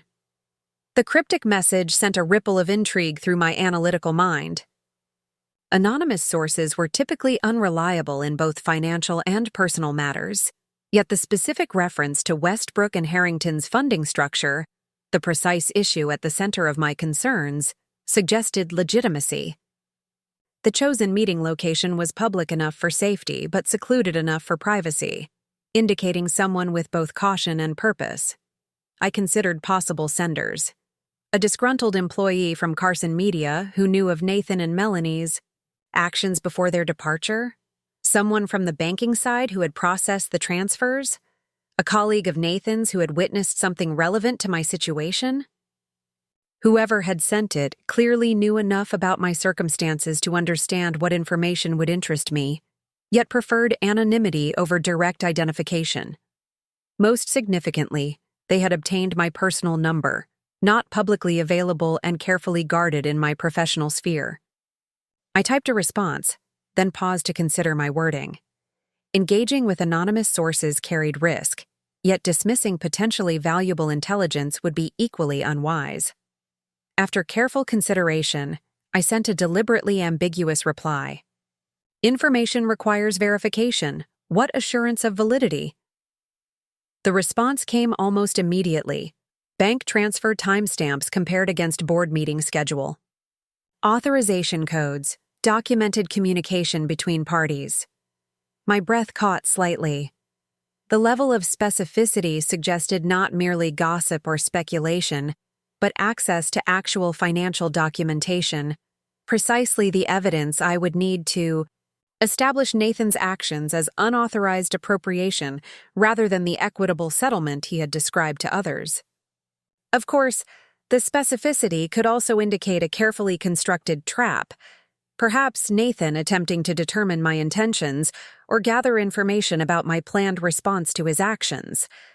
The timing seemed suspiciously convenient, coming immediately after our encounter at the launch party. I weighed my options as the car navigated the increasingly empty streets. Approaching an anonymous meeting without precautions would be foolish, yet dismissing a potential source of crucial, Documentation could prove equally costly. The optimal approach would involve both verification and protection. Verification first. Send sample documentation to establish credibility. A longer pause followed this request, suggesting either hesitation or the gathering of materials. The sedan turned onto the broad avenue leading to Meridian Tower, its distinctive illuminated spire visible against the night sky, as my phone chimed again. Rather than text, the message contained an image, a partial screenshot of a bank transfer. Confirmation. Though deliberately cropped to reveal only limited information, I could clearly identify the transfer amount, $267,194.32. The precise figure that had been withdrawn from our joint account during my board meeting. More significantly, the timestamp was visible, 2:42 p.m. on Tuesday, exactly when I had been presenting quarterly projections to the board. The partial account number matched our joint savings, and while the recipient information was mostly redacted, the first letter M was visible. M for Melanie. This was not publicly available information. The precise timing, the exact amount, the account details, these were known only to me, to Nathan, to Melanie, and to whoever had processed or had access to the transaction records. The implications were significant. Someone with inside knowledge of the financial manipulation was reaching out, potentially providing the documentation I would need to establish Nathan's actions as unauthorized. I considered my response carefully. Appearing too eager might raise suspicions about my intentions. Seeming disinterested might discourage further contact. The optimal approach would acknowledge the value while maintaining professional distance. Interesting. More complete documentation would be necessary for any meaningful discussion.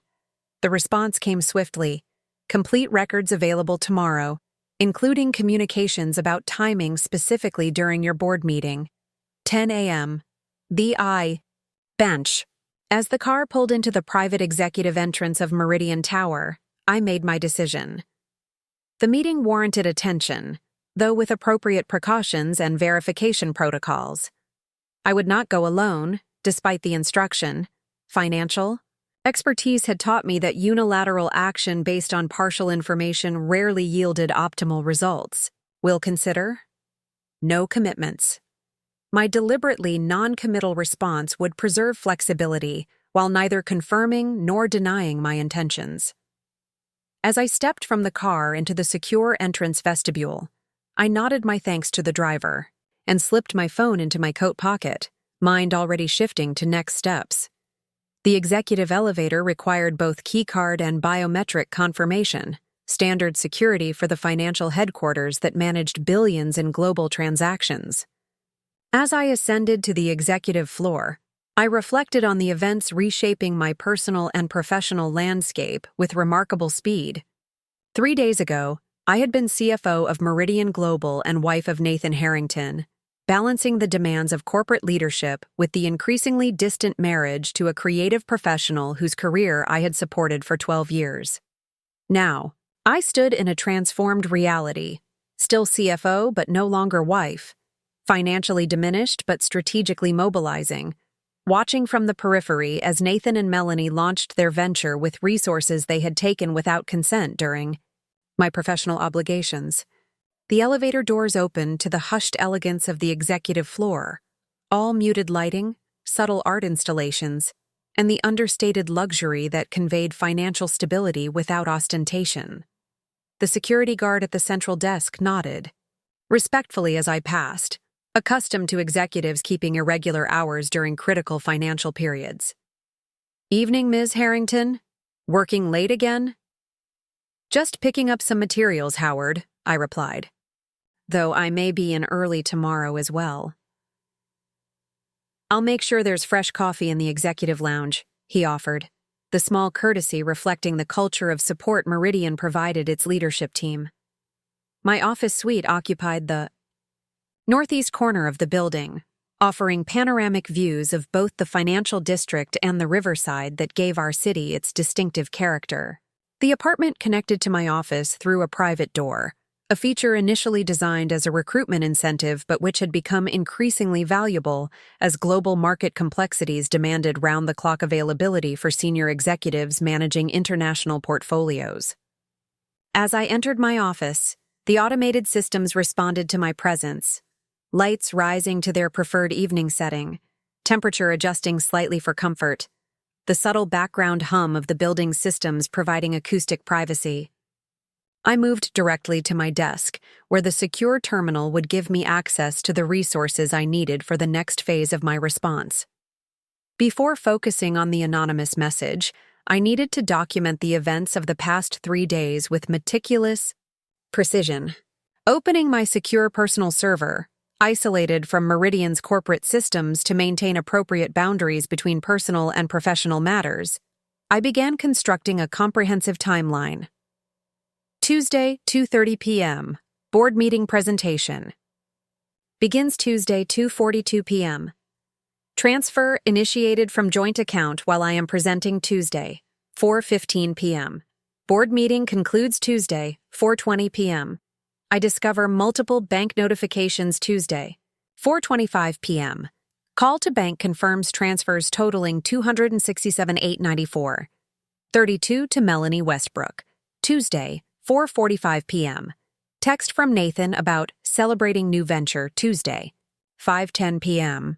Discovery of business announcement about Westbrook and Harrington creative launch. The chronology continued through today's events, including specific observations from the launch party. Morrison's investment announcement, statements Nathan had made about the divorce timeline, claims regarding their innovative funding approach, and key interactions with industry figures like Thomas Brennan and Patricia Alvarez. I supplemented the timeline with financial details I had gathered throughout the evening: approximate costs for the Metropolitan venue rental, estimated catering expenses, custom furniture and display technology investments, marketing materials production, and staffing requirements. A conservative estimate placed their launch expenses alone at nearly $85,000, substantial for a new creative agency, particularly when combined with their announced office lease in the Tower District and hiring plans. By documenting these details, immediately, I was creating a contemporaneous record that would carry greater weight than retrospective accounts should legal proceedings become necessary. The financial professional in me recognized the value of meticulous documentation, not merely for potential litigation, but for my own strategic planning. As I completed the initial chronology, my phone chimed with another message from the anonymous number. One more thing you should know before tomorrow. Nathan adjusted transfer timing specifically to align with your board presentation. Not coincidence. Deliberate choice to ensure you couldn't intervene immediately. Have documentation of this planning. The new information sent a chill through me despite the controlled temperature of my office. The implication shifted Nathan's actions from opportunistic exploitation to calculated sabotage, timing the transfers precisely when my professional obligations would prevent immediate response, deliberately undermining both my financial security and potential reaction capacity simultaneously. This wasn't merely taking advantage of a joint account. This was strategic financial manipulation explicitly designed to maximize damage while minimizing my ability to intervene. Rather than responding immediately, I set the phone aside and turned my attention to the secure financial terminal. If I was meeting a potential informant tomorrow, regardless of their legitimacy, I needed to enter that interaction with complete command of available facts. First, I accessed the complete transaction history for our joint accounts, downloading the records for the past 6 months to establish patterns and deviations. The analysis confirmed what I already knew: regular deposits from both our incomes, consistent withdrawals for household expenses and investments, occasional larger transactions for planned purposes like property taxes or insurance premiums, all following expected patterns until Tuesday's anomalous transfers. Next, I reviewed our investment holdings, brokerage accounts, retirement funds, and property assets. Most remained intact, likely because they required more complex authorization protocols than the simple joint savings account Nathan had targeted.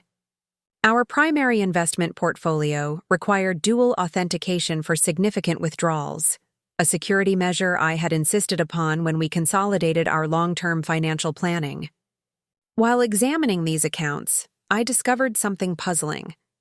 A series of smaller withdrawals from Nathan's personal checking account over the previous 3 months, typically $9,500 each, just below the $10,000 threshold that would trigger automatic reporting requirements in the banking system.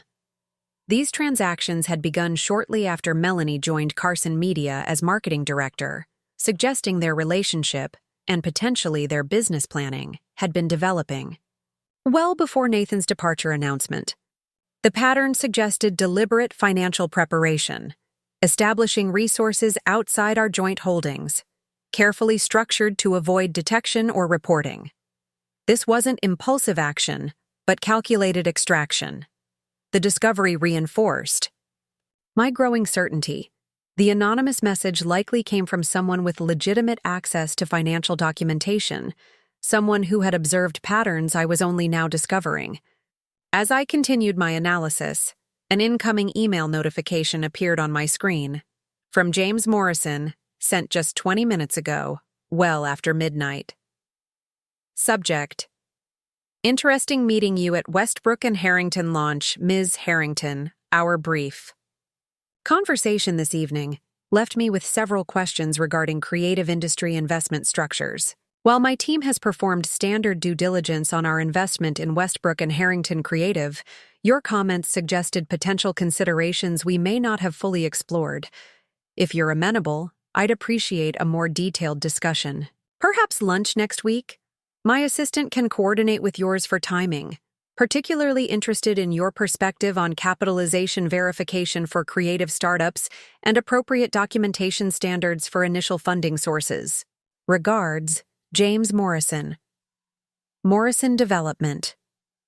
The email represented a significant development, Morrison himself expressing concerns about Westbrook and Harrington's financial foundation, reaching out directly rather than through intermediaries.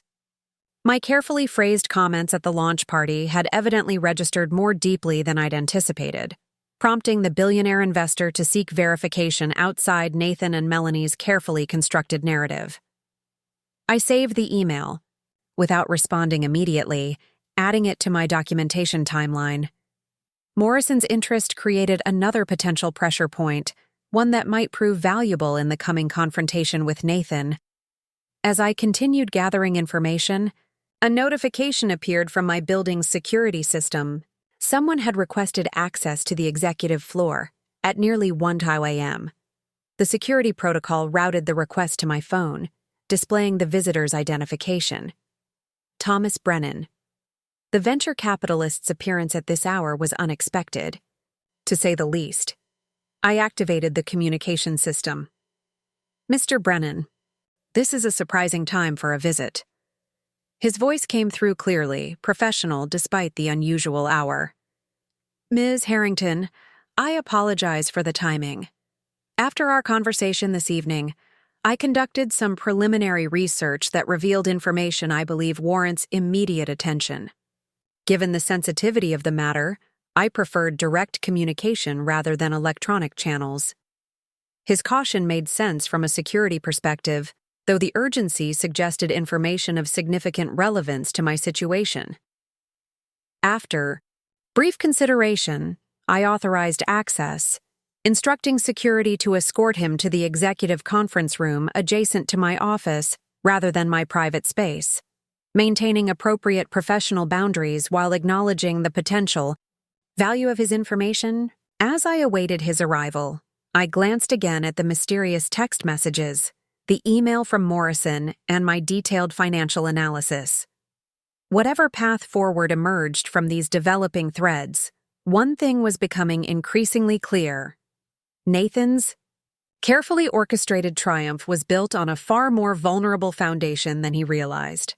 And foundations, as any financial architect knew, determined whether structures stood or collapsed under pressure. Thomas Brennan arrived precisely 7 minutes after his initial contact, escorted by Howard from security. Through the glass walls of the conference room, I observed his approach. Purposeful stride, leather portfolio tucked under one arm, expression suggesting focused determination rather than social courtesy. He had changed from his launch party attire into more casual business wear, indicating he had been working rather than socializing after the event. "Miss Harrington," he greeted me as Howard departed, closing the door behind him. "Thank you for seeing me at this unusual hour." "Unusual circumstances sometimes require unconventional timing," I replied, gesturing toward the chair across from me at the conference table. "Though I admit I'm curious about what couldn't wait until more traditional business hours." Brennan placed his portfolio on the table and took the offered seat, his movements deliberate and economical. Up close, I noted details that had been less apparent during our interactions at the party, the precision of his tailoring suggesting quiet wealth rather than ostentatious display, the slight lines around his eyes indicating long experience. In financial assessment, the careful way he organized his thoughts before speaking, that marked a disciplined analytical mind. After our conversation this evening, I conducted some preliminary research into Westbrook and Harrington's capitalization, he began, his tone matter-of-fact. "My firm regularly evaluates creative industry ventures for potential investment, so we maintain substantial databases tracking business formations, capital flows, and partnership structures within the sector." He opened his portfolio and removed a slim folder, though he didn't immediately share its contents. "What I discovered raised several red flags that I believe warrant immediate attention, particularly given your apparent personal connection to the situation." "What kind of red flags?" I asked, maintaining my professional composure despite the late hour and emotional complexity of the topic. "First, the timeline inconsistencies," Brennan replied. "Westbrook and Harrington Creative was registered as a business entity only 19 days ago. Yet, they've secured office space in the Tower District, completed extensive branding work, hired staff, and launched with an event at the Metropolitan, all requiring substantial capital deployment in an extremely compressed time frame." I nodded, having noted the same anomalies in my own analysis. "Rapid execution can indicate either exceptional preparation or concerning shortcuts." "Precisely," Brennan agreed.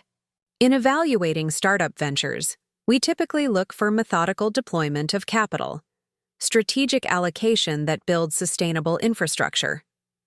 What we're seeing with Westbrook and Harrington resembles something quite different, an almost desperate attempt to establish immediate market presence, regardless of cost efficiency."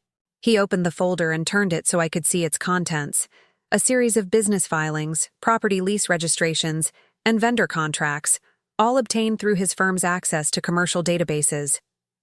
Their Tower District lease was signed 17 days ago, a 5-year commitment at premium rates with minimal negotiation.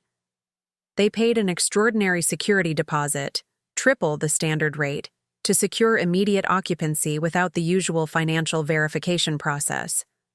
The pattern aligned with what I was discovering in my own investigation: rapid deployment of capital without the standard protections or negotiations that characterized sustainable business planning. "More concerning is this," Brennan continued, turning to the next document.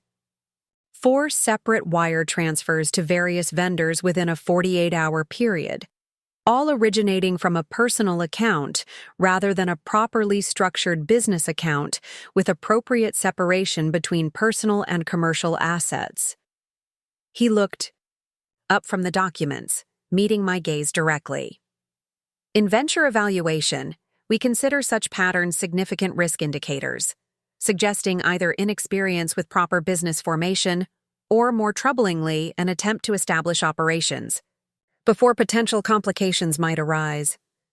"Complications such as disputed funding sources," I suggested, watching his reaction carefully. Brennan nodded, his expression confirming he had already reached similar conclusions. "Ms. Harrington, my firm has no interest in involving itself in personal disputes. However, when we observe business formations that exhibit these particular patterns, we have a professional responsibility to consider whether the capital foundation meets basic ethical and legal standards. His careful phrasing acknowledged the sensitivity of the situation while establishing his own perspective as primarily professional rather than personal, a boundary I appreciated given the circumstances. "I understand your position," I replied, "though I'm curious what prompted you to bring this information directly to me, particularly at this hour." Brennan hesitated briefly, seemingly weighing his next words with particular care. "This afternoon, before the launch event, I received a confidential inquiry from James Morrison's investment team, seeking additional perspective on Westbrook and Harrington's market positioning and growth potential. Standard practice when evaluating creative industry investments. This new information explained Morrison's subsequent email to me. He was clearly conducting parallel verification through multiple channels, suggesting more thorough due diligence than Nathan had likely anticipated. I provided my professional assessment based on available market intelligence, Brennan continued. However, after our conversation at the event and my subsequent research this evening, I felt ethically obligated to contact Morrison's team with updated concerns regarding their capitalization structure. He paused, measuring my reaction. Approximately 40 minutes ago, I received a call from Morrison himself, expressing serious concerns about potential financial irregularities. He mentioned your name specifically, noting that your comments had prompted him to initiate additional verification procedures. The timeline was accelerating more rapidly than I had anticipated. Morrison's direct involvement, reaching out to both Brennan and me independently on the same evening, suggested the foundation of Nathan and Melanie's carefully orchestrated triumph was already beginning to fracture. Morrison indicated he's considering freezing his investment pending full verification of their capital sources, Brennan added, which brings me to the primary reason for my visit tonight. He removed a final document from his portfolio, what appeared to be a bank statement, though not from any standard consumer banking institution. This is a record from Geneva Trust Private Banking, documenting a series of structured transfers that occurred 3 days ago. My firm maintains monitoring relationships with several international financial institutions as part of our due diligence protocols for potential investments. He slid the document across the table, his expression grave. The transfer patterns align precisely with the capital deployment we're observing in Westbrook and Harrington's launch activities. I examined the document carefully, immediately recognizing the significance of what I was seeing. The records showed multiple incoming transfers to a newly established account, followed by outgoing transfers to various business entities associated with creative services, event management, and property leasing, all precisely matching the activities supporting Westbrook and Harrington's launch. Most significantly, the incoming transfers totaled exactly $267,894. 32. The amount withdrawn from our joint savings account during my board meeting. "How did you obtain these records?" I asked, my professional training automatically questioning. Document provenance before forming conclusions. Geneva Trust is a specialized financial institution that serves as intermediary for various investment structures my firm evaluates, Brennan explained. We maintain privileged access to certain transaction categories as part of our due diligence protocols. When patterns match specific monitoring parameters, our systems flag them for review. The explanation was plausible given Brennan's position. In venture capital, though it suggested his firm operated with unusually sophisticated financial intelligence capabilities, perhaps explaining his rapid identification of the anomalies in Westbrook and Harrington's formation. The timing of these transfers, occurring during your board meeting, as you mentioned earlier this evening, combined with the precise amount and subsequent deployment patterns, creates a compelling narrative, Brennan observed, one that contrasts significantly with the funding story being presented publicly by Mr. Harrington and Ms. Westbrook. His careful phrasing acknowledged the implications without requiring me to confirm or deny my personal connection to the situation. A professional Courtesy that respected boundaries while still addressing the central issue. "What do you intend to do with this information?" I asked, maintaining my composed exterior despite the significant implications of what he had shared. "That depends partly on you, Ms. Harrington," Brennan replied, his tone suggesting careful consideration rather than pressure. "My professional obligation is to provide accurate investment intelligence to clients like Morrison who rely on our assessments. However, there are multiple ways to address potential financial irregularities, ranging from formal regulatory reports to more discreet interventions." The implication was clear. He was offering a potential alliance, combining his financial intelligence resources with my personal knowledge to address Nathan's actions through carefully calibrated pressure rather than immediate legal escalation. "Before making any decisions, I should mention one additional development," Brennan added. "Morrison has scheduled an emergency meeting with Westbrook and Harrington tomorrow morning at 9 a.m. to discuss capitalization verification requirements. He's specifically requested financial documentation tracing the source of their initial funding." This information aligned with the anonymous text I had received, suggesting tomorrow would become a critical inflection point in the developing situation. Nathan and Melanie would face direct questioning about their funding sources from their primary investor, creating potential leverage I hadn't anticipated developing so quickly. "Thank you for bringing this to my attention," I said, carefully, neutral in my response. "The information provides valuable context for certain decisions I'm currently evaluating." Brennan nodded, understanding my measured reaction. I should clarify that my interest in this situation is not merely professional. Courtesy. My firm had considered Nathan Harrington for a potential creative director position approximately 6 months ago.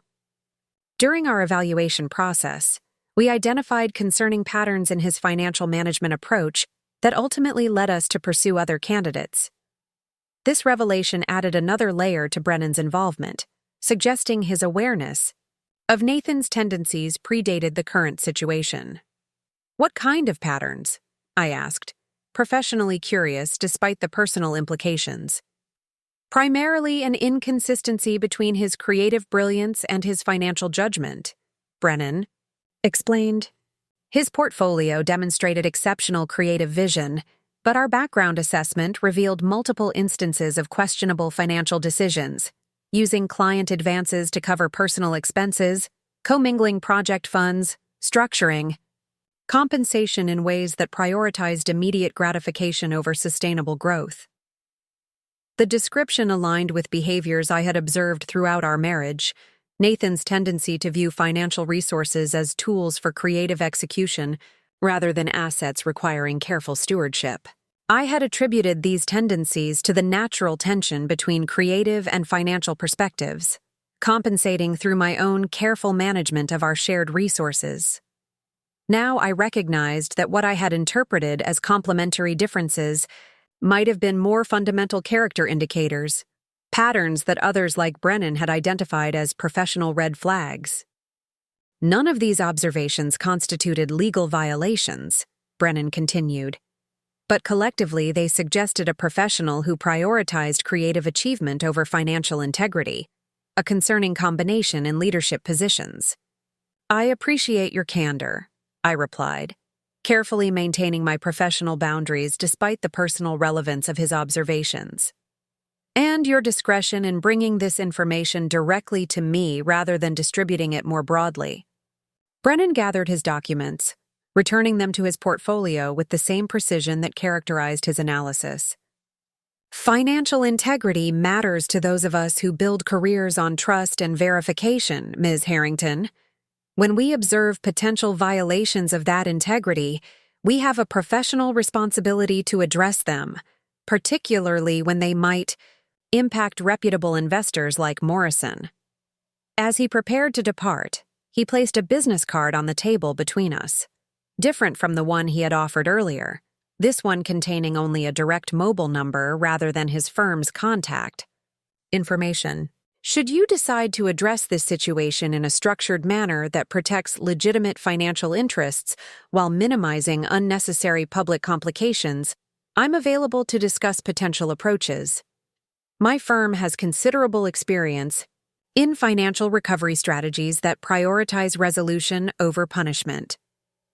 The offer was carefully calibrated, professional assistance rather than personal involvement, focused on financial recovery rather than emotional retribution.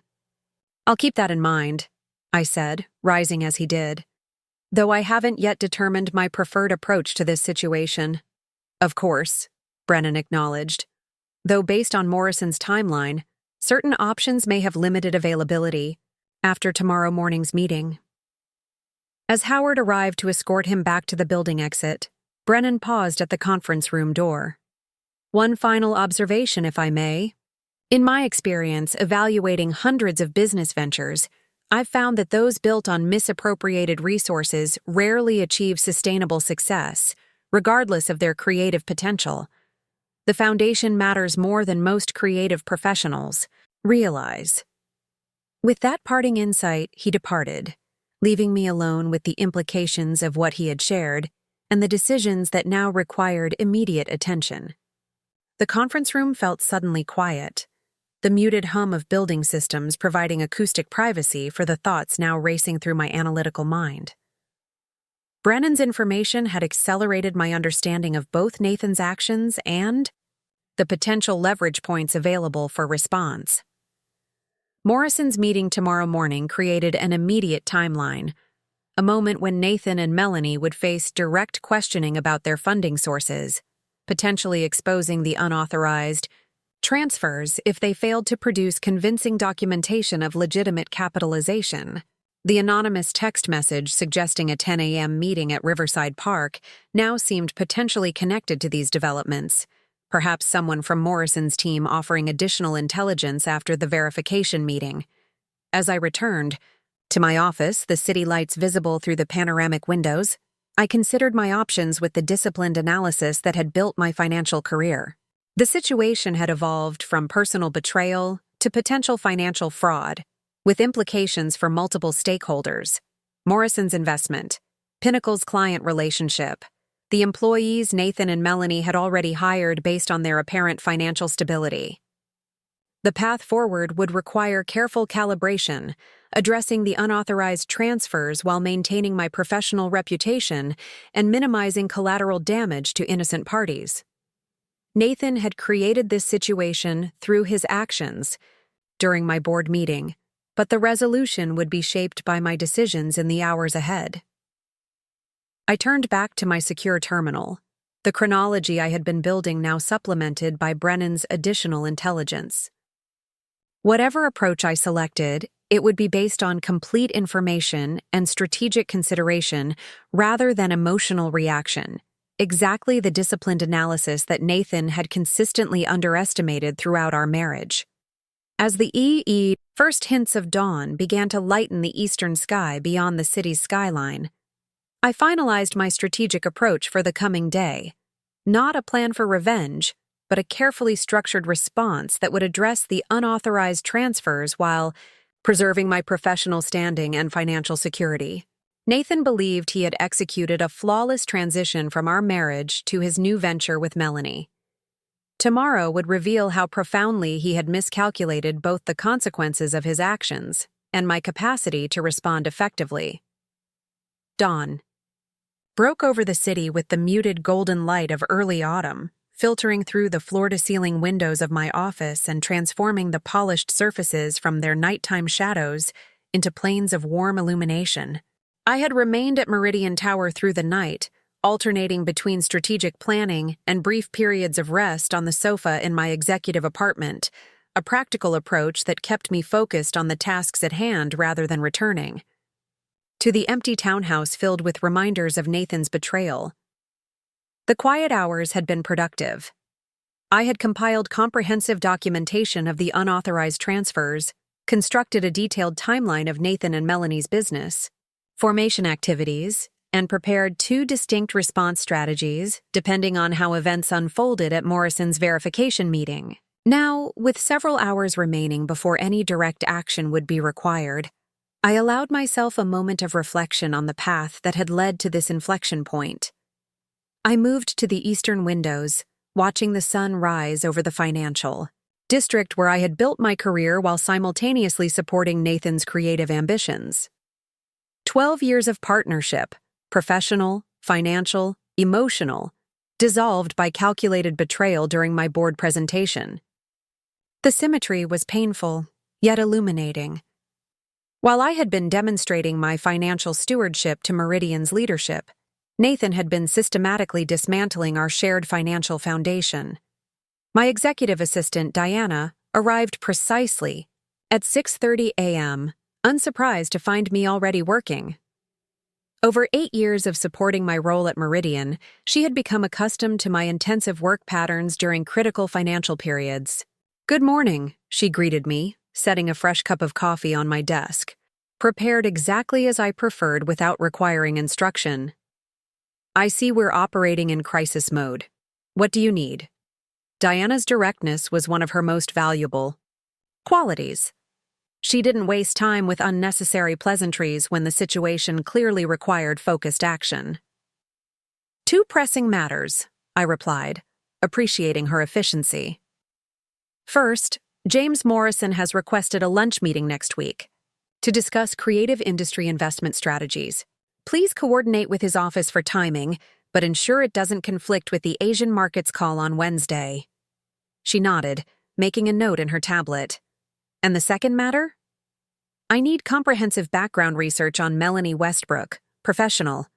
History, financial standing, previous business relationships, particularly any connection to financial institutions or banking operations." Diana's expression remained professionally neutral, though I detected a flicker of recognition regarding the potential personal implications of the request.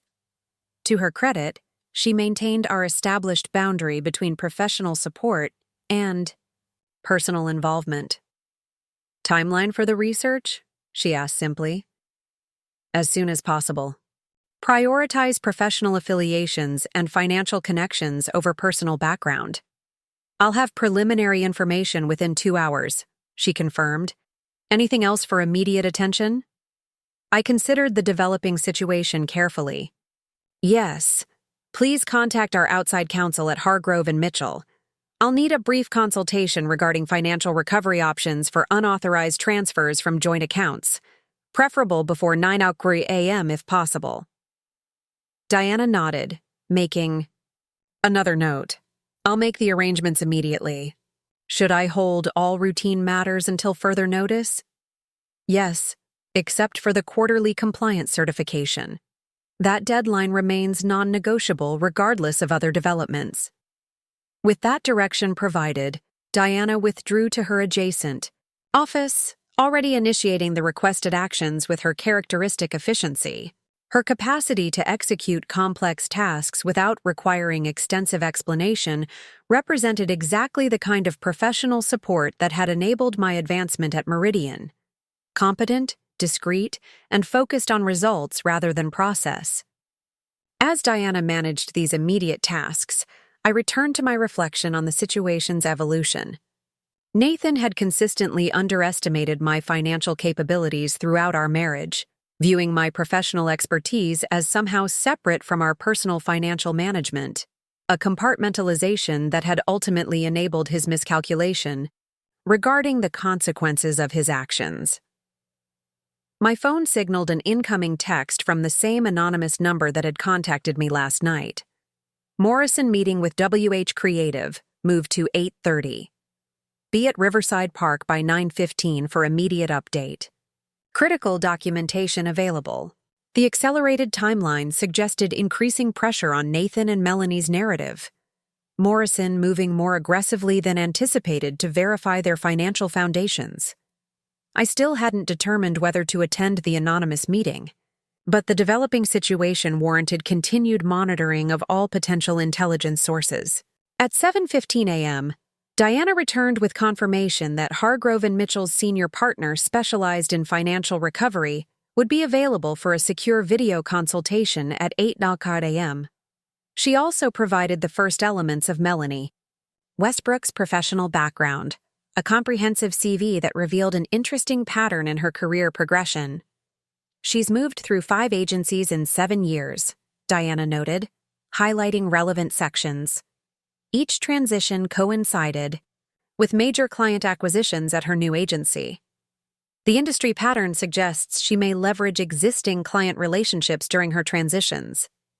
The information created a more nuanced understanding of Melanie's professional approach, suggesting someone who strategically positioned herself at the intersection of valuable client relationships and agency transitions. Not necessarily unethical, but certainly calculated in her career management. Most interesting is this, Diana continued, pointing to a 6-month gap in Melanie's employment history approximately 3 years ago. During this period, she was listed as a financial systems consultant for Bradford Financial Services, a regional bank that was subsequently acquired by First Capital. The connection to the banking sector potentially explained how the transfers from our joint account had been structured so effectively. Melanie might possess inside knowledge of banking operations that facilitated the rapid movement and deployment of funds. First Capital, I noted. The same institution where the funds were transferred. Diana nodded, her expression remaining professionally neutral despite the obvious implications. Yes. The receiving account for the transfers from your joint savings was established at First Capital's private client division.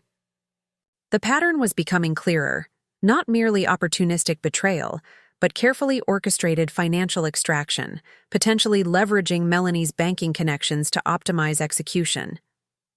At precisely 8:01 a.m., my secure terminal signaled the incoming consultation with Hargrove and Mitchell.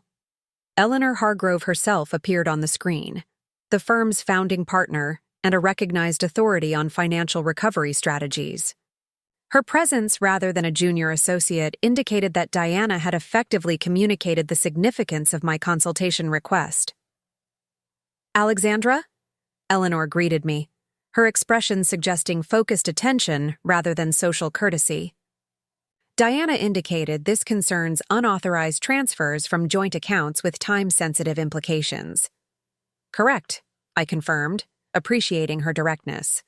I need to understand my options regarding funds transferred without consent from a joint marital account during divorce proceedings, specifically $267,894. 32 transferred 3 days ago during my board meeting. Eleanor's expression remained professionally neutral, though I detected a slight narrowing of her eyes at the specific details. Joint accounts present certain challenges. Regarding transfer authorization, as I'm sure you're aware, both parties typically have equal rights to access and utilize the funds, absent specific court orders during divorce proceedings. I understand the general principle, I acknowledged.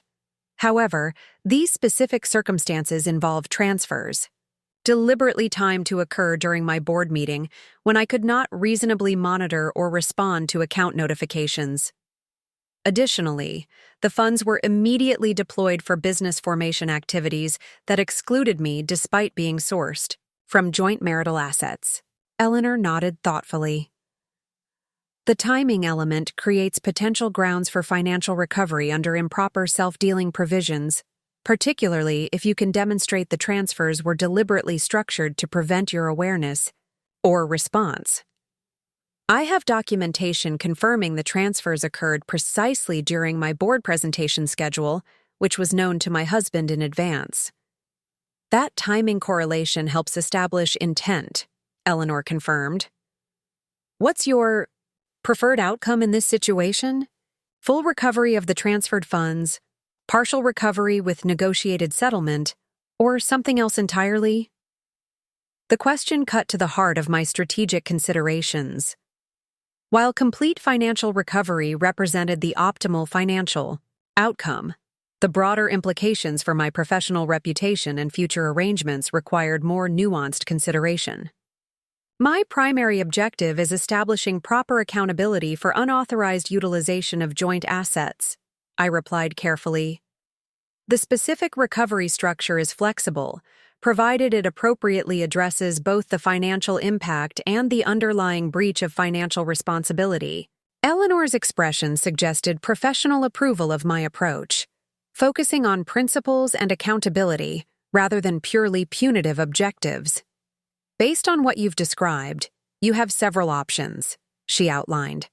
First, immediate, injunctive relief freezing the business assets purchased with these funds until ownership can be properly adjudicated. Second, negotiated settlement requiring either return of the original funds or appropriate equity compensation in the business ventures they've funded.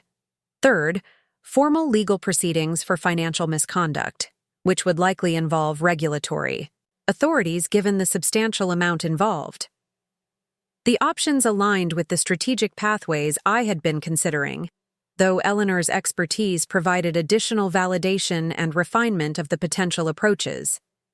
What timeline would you recommend for intervention? I asked, prioritizing tactical execution over theoretical options. Given your description of ongoing business formation activities utilizing these funds, immediate action would be advisable, Eleanor responded. Assets are being encumbered, contracts established, and third-party obligations created, all potentially complicating recovery if not addressed promptly. Her assessment confirmed my analysis regarding the accelerating timeline. Nathan and Melanie were rapidly deploying the transferred funds across multiple business activities, creating increasingly complex entanglements that would make financial recovery progressively more challenging.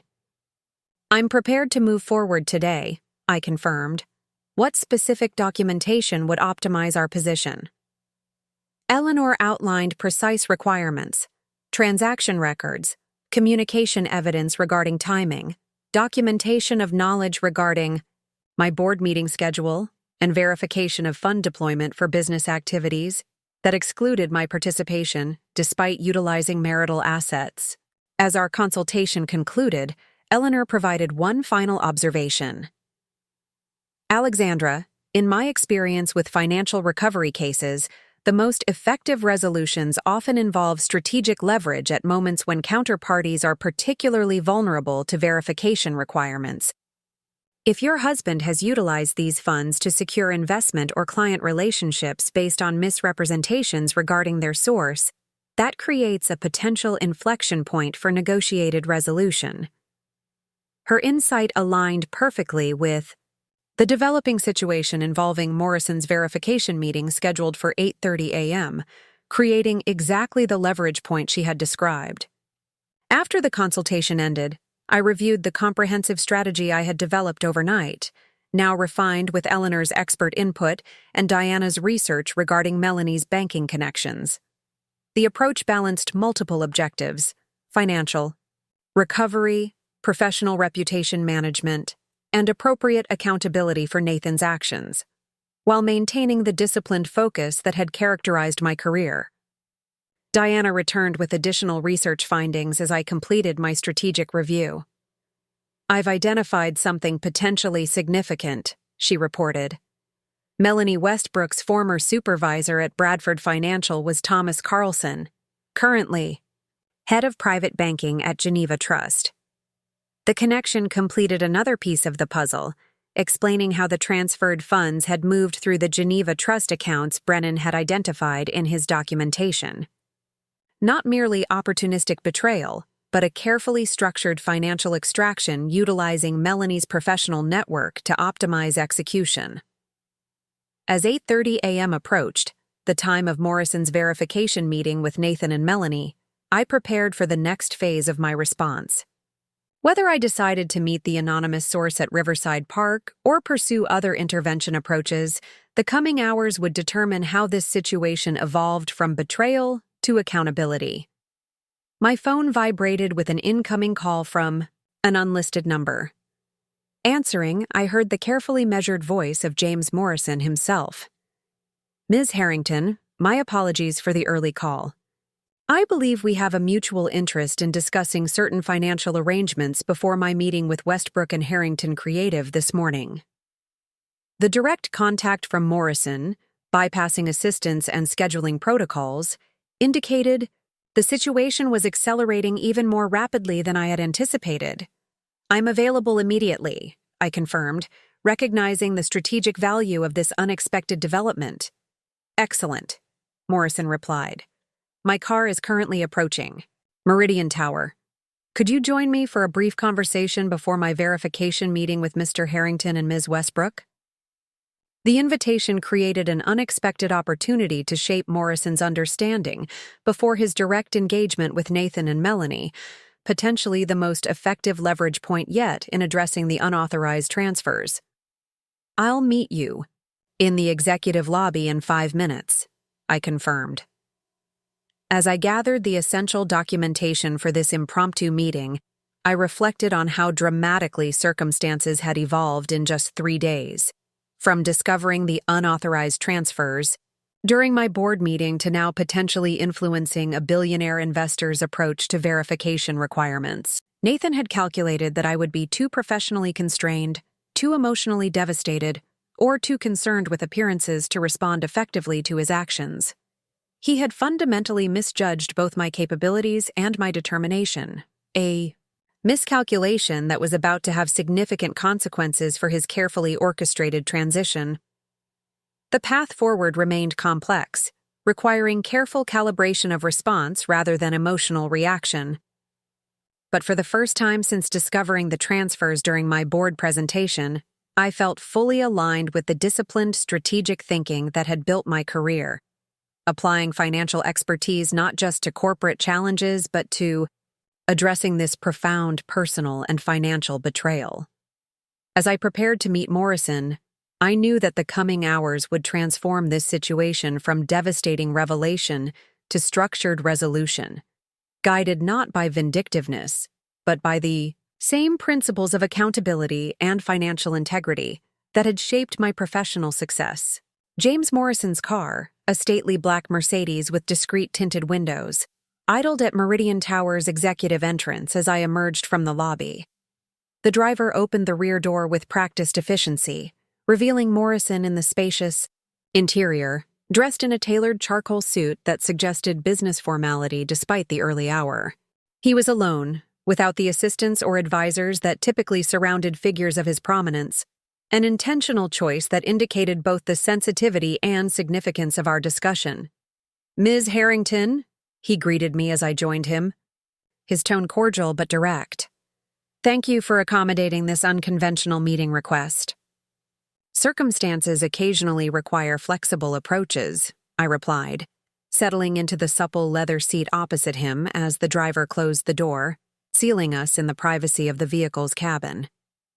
Morrison gestured to the driver through the partition, and the car pulled smoothly away from the curb, merging into the early morning traffic without any specific destination, simply providing a secure, mobile environment for our conversation.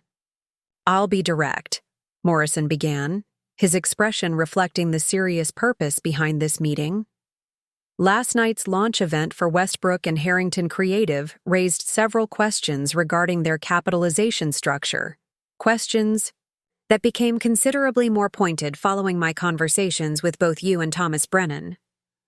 He paused, studying my reaction with the careful assessment of someone accustomed to evaluating both financial propositions and the people behind them.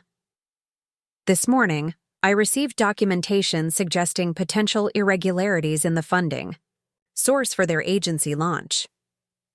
Before my verification meeting with Mr. Harrington and Ms. Westbrook, I wanted to understand your perspective on the situation." The deliberate ambiguity of his reference to documentation suggested Morrison was testing my reaction rather than immediately revealing his specific information. As CFO of Meridian Global, I had navigated countless negotiations where information asymmetry created strategic advantages. This conversation would require the same careful calibration, providing sufficient clarity to advance my interests without overcommitting to specific narratives. "What specific aspects of their capitalization structure are you concerned about?" I asked, maintaining professional neutrality while redirecting the conversation toward his priorities rather than immediately disclosing my own. Morrison nodded slightly, perhaps appreciating the disciplined approach.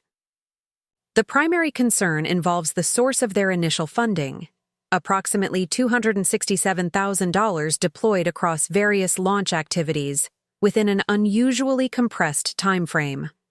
My team has identified potential inconsistencies between the narrative presented regarding these funds and certain transaction records that have come to our attention. The precise amount confirmed Morrison had access to detailed financial information regarding the transfers from our joint account, likely the same documentation Brennan had referenced during our late-night meeting.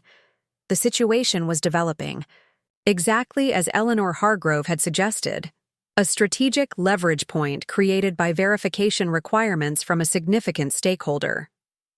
Those concerns appear well-founded, I confirmed, making a calculated decision to provide direct acknowledgement rather than continued professional deflection. The funds in question were transferred from a joint marital account without my knowledge or consent during my board presentation 3 days ago. The timing was not coincidental. Morrison's expression remained composed, though I detected a subtle tightening around his eyes, recognition of the implications without revealing his immediate reaction. You're alleging unauthorized appropriation of joint assets rather than legitimate business capitalization. I have comprehensive documentation confirming both the unauthorized nature of the transfers and their deliberate timing to prevent my immediate awareness or intervention, I replied, opening my portfolio to reference, but not yet share, the materials I had prepared. This creates a complicated situation regarding my investment position, Morrison observed, his tone suggesting analytical assessment rather than emotional response. Beyond the personal implications between you and Mr. Harrington, there are substantive concerns regarding proper disclosure during investment negotiations. The observation aligned perfectly with my strategic objectives, shifting the focus from personal grievance to professional standards and investment integrity. Morrison's primary concern would naturally center on his potential financial and reputational exposure, rather than the personal dimensions of Nathan's betrayal. Proper disclosure represents the foundation of investment integrity, I agreed. When capital sources involve disputed funds or potential financial impropriety, all subsequent business activities become vulnerable to challenge, creating significant risks for associated investors and clients. Morrison nodded thoughtfully. My verification meeting was scheduled specifically to address these emergent concerns. However, your direct confirmation of unauthorized transfers creates a more fundamental issue regarding the viability of my investment position. May I ask what sparked your initial verification concerns? I inquired, seeking to understand the full context of his awareness before determining my next approach. Several factors converged, Morrison explained. Your comments at the launch event prompted initial questions. Thomas Brennan's subsequent contact regarding potential financial irregularities heightened those concerns. This morning, I received anonymous documentation detailing the specific transfers from your joint account, including timestamps correlating precisely with your board meeting schedule. The reference to anonymous documentation confirmed the expanding awareness of Nathan's actions, information flowing through multiple channels as the carefully constructed narrative of Westbrook and Harrington's launch began to unravel under scrutiny. What outcome are you seeking from this situation, Ms. Harrington? Morrison asked directly. Financial recovery? Punitive consequences? Or something else entirely? The question reflected the same essential calculus Eleanor Hargrove had prompted me to consider, defining my primary objectives beyond emotional reaction to betrayal. Morrison was evaluating whether my approach might align with his interests in resolving the situation efficiently while minimizing potential damage to his investment position and reputation. My primary concern is appropriate accountability for unauthorized utilization of joint assets, I replied, echoing my earlier response to Eleanor while tailoring it to Morrison's perspective. The specific mechanism for that accountability remains flexible, provided it properly addresses both the financial impact and the underlying breach of financial responsibility. Morrison studied me with renewed interest, perhaps recognizing the disciplined approach that separated my response from emotionally driven reactions more common in personal financial disputes. That perspective suggests potential for structured resolution rather than escalated conflict. Structured approaches generally yield superior outcomes when multiple stakeholders are involved, I agreed. Your investment position, Pinnacle Developments, client relationship, and the employees hired by Westbrook and Harrington all represent legitimate interests separate from the unauthorized transfers themselves. My acknowledgement of these broader implications appeared to resonate with Morrison's pragmatic business perspective. What specific resolution would you consider appropriate under these circumstances? The question created an opening for the strategic approach I had been developing overnight, a calibrated response that would address the unauthorized transfers while maintaining my professional standing and financial security. A comprehensive resolution would require 3 core elements, I outlined. First, proper financial accounting and recovery regarding the unauthorized transfers. Second, appropriate disclosure to affected parties regarding the actual funding circumstances. Third, structured arrangements that allow legitimate business activities to continue without being compromised by the foundational financial impropriety. Morrison nodded, his expression suggesting professional respect for the balanced approach. Those parameters align with standard investment recovery protocols in situations involving disputed capital sources. The challenge lies in implementation, given the public launch and established client relationships. Implementation challenges often determine whether resolution becomes constructive or merely punitive, I observed. My interest lies in addressing the financial breach rather than unnecessarily disrupting legitimate business activities. This framing positioned my approach as principled yet practical, focused on accountability without vindictiveness. For someone like Morrison, whose business empire had been built on pragmatic resolution of complex situations, this perspective would likely resonate more effectively than emotional demands for justice. I appreciate your measured approach, Morrison said after a moment of consideration. Many individuals would adopt more adversarial positions when facing similar circumstances. Adversarial approaches rarely optimize outcomes when multiple stakeholders are involved, I replied. Financial resolution requires precision rather than emotion. The car had been circling the financial district during our conversation, providing both privacy and movement without specific destination. Now Morrison glanced at his watch, a subtle gesture indicating transition to next steps rather than conclusion. My verification meeting with Harrington and Westbrook begins in 20 minutes, he noted. Based on our conversation, I believe we have aligned interests regarding appropriate disclosure and accountability, though potentially different perspectives on implementation. Aligned interests often permit flexible implementation approaches, I agreed, recognizing the potential for collaborative resolution rather than competing objectives. Morrison considered this for a moment, then made a decision. Would you be willing to join the verification meeting? Your direct participation would create immediate accountability while potentially facilitating more efficient resolution than prolonged disputes through intermediaries. The invitation represented an unexpected acceleration of the timeline, creating immediate confrontation rather than the more gradual pressure I had been preparing. Direct participation would significantly alter the dynamic, transforming verification questions into accountability demands in Nathan and Melanie's perception. That approach would certainly expedite resolution, I acknowledged, carefully weighing the strategic implications. Though it might create heightened emotional dynamics that could complicate rational discussion of financial arrangements. Morrison nodded understanding. Emotional complications seem inevitable given the circumstances. However, direct engagement often resolves situations more efficiently than prolonged uncertainty. My experience suggests addressing foundational issues immediately, rather than allowing narratives to solidify around misrepresentations. His perspective aligned with financial recovery best practices, early intervention preventing further entanglement of disputed resources within expanding business activities. The direct approach would certainly create immediate accountability, though potentially at the cost of more measured negotiation.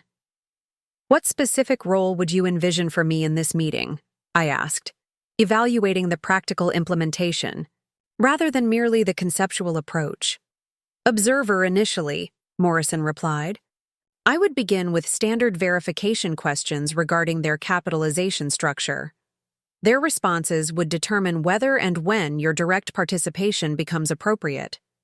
The objective would be establishing factual context, rather than creating confrontational dynamics.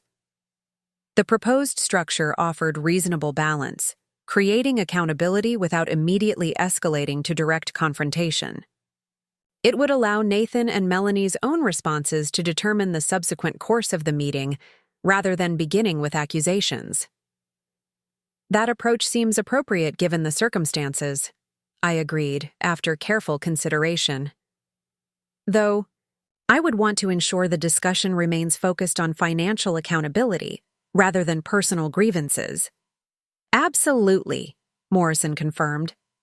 "My interest is strictly limited to investment integrity and proper financial disclosure. Personal matters beyond those parameters remain outside the scope of our discussion." This boundary setting provided appropriate professional context for my participation, focused on financial verification rather than relationship dynamics or emotional consequences. It aligned with my strategic objective of addressing the unauthorized transfers through established financial accountability mechanisms rather than personal confrontation. "In that case, I'm willing to participate as you've outlined," I confirmed. Morrison nodded with evident satisfaction. "Excellent. My driver will take us directly to the Westbrook and Harrington offices in the Tower District. They're expecting me for what they believe is a standard investment verification meeting, a routine discussion of capitalization documentation and funding source verification." As the car changed direction toward the Tower District, I reflected on how dramatically circumstances had evolved from my initial discovery of the unauthorized transfers. What Nathan had likely anticipated as a unilateral financial action during my board meeting had transformed into a multi-stakeholder accountability situation involving a billionaire investor with significant influence over his agency's future. The path forward remained complex and uncertain. Nathan and Melanie's reactions to direct questioning about their funding sources would determine whether resolution proceeded through negotiated settlement or escalated to formal legal proceedings. But regardless of their response, the carefully constructed narrative of triumphant transition they had presented at last night's launch party was about to encounter the reality of financial accountability. As we approached the Tower District, with its gleaming high-rises and premium commercial spaces, I maintained my professional composure, while internally acknowledging the significance of this moment. Within the hour, Nathan would face direct consequences for his calculated betrayal, not through emotional confrontation, but through the precise financial accountability mechanisms he had likely believed he could evade during our marital dissolution. The symmetry contained its own form of justice. Just as he had acted during my board presentation, a moment of professional significance he had deliberately targeted, I would now participate in his verification meeting, creating accountability, during what he had anticipated would be a moment of professional validation. Not revenge, but appropriate consequence, delivered not through emotional outbursts, but through the same disciplined financial approaches that had built my career. The approach reflected not just professional training, but fundamental character, addressing betrayal with integrity rather than matching deception with further manipulation. As Morrison's car pulled into the exclusive parking area beneath the Tower District's premier building, I prepared for the next phase of this evolving situation, focused not on emotional satisfaction, but on proper financial resolution that would address the unauthorized transfers while maintaining my professional standards and personal dignity. The Tower District's premier building embodied architectural prestige, soaring glass and steel with a distinctive angular profile that dominated the skyline. As Morrison and I rode the private elevator reserved for executive access, I maintained my professional composure while mentally preparing for the unexpected confrontation ahead. The elevator opened directly into a sleek reception area bearing the freshly installed Westbrook and Harrington Creative logo, geometric letter forms in copper and navy that reflected the design aesthetic I recognized from their launch event. The receptionist's expression shifted from polite welcome to visible surprise as she registered my presence alongside Morrison. "Mr. Morrison, welcome. Mr. Harrington and Ms. Westbrook are prepared for your meeting in the main conference room." Her eyes flickered uncertainly to me. "I don't believe we were expecting additional participants." "Ms. Harrington will be joining our discussion," Morrison stated with the casual authority of someone unaccustomed to having his arrangements questioned. "Please inform Mr. Harrington and Ms. Westbrook that we've arrived." The receptionist hesitated momentarily before regaining her professional demeanor. "Of course, please follow me." As we moved through the open concept space, I noted the rapid transformation from empty commercial property to functioning agency, designer furniture arranged in collaborative clusters, state-of-the-art technology, installations, impressive client work already displayed on mounted screens. The accelerated deployment of resources was evident in every detail, from custom light fixtures to the specialized creative workstations positioned throughout the space. My resources, my savings, my financial security, repurposed without consent, to create this showcase of creative ambition and professional reinvention. The receptionist led us to a glass-walled conference room where Nathan and Melanie were reviewing documents spread across a polished conference table.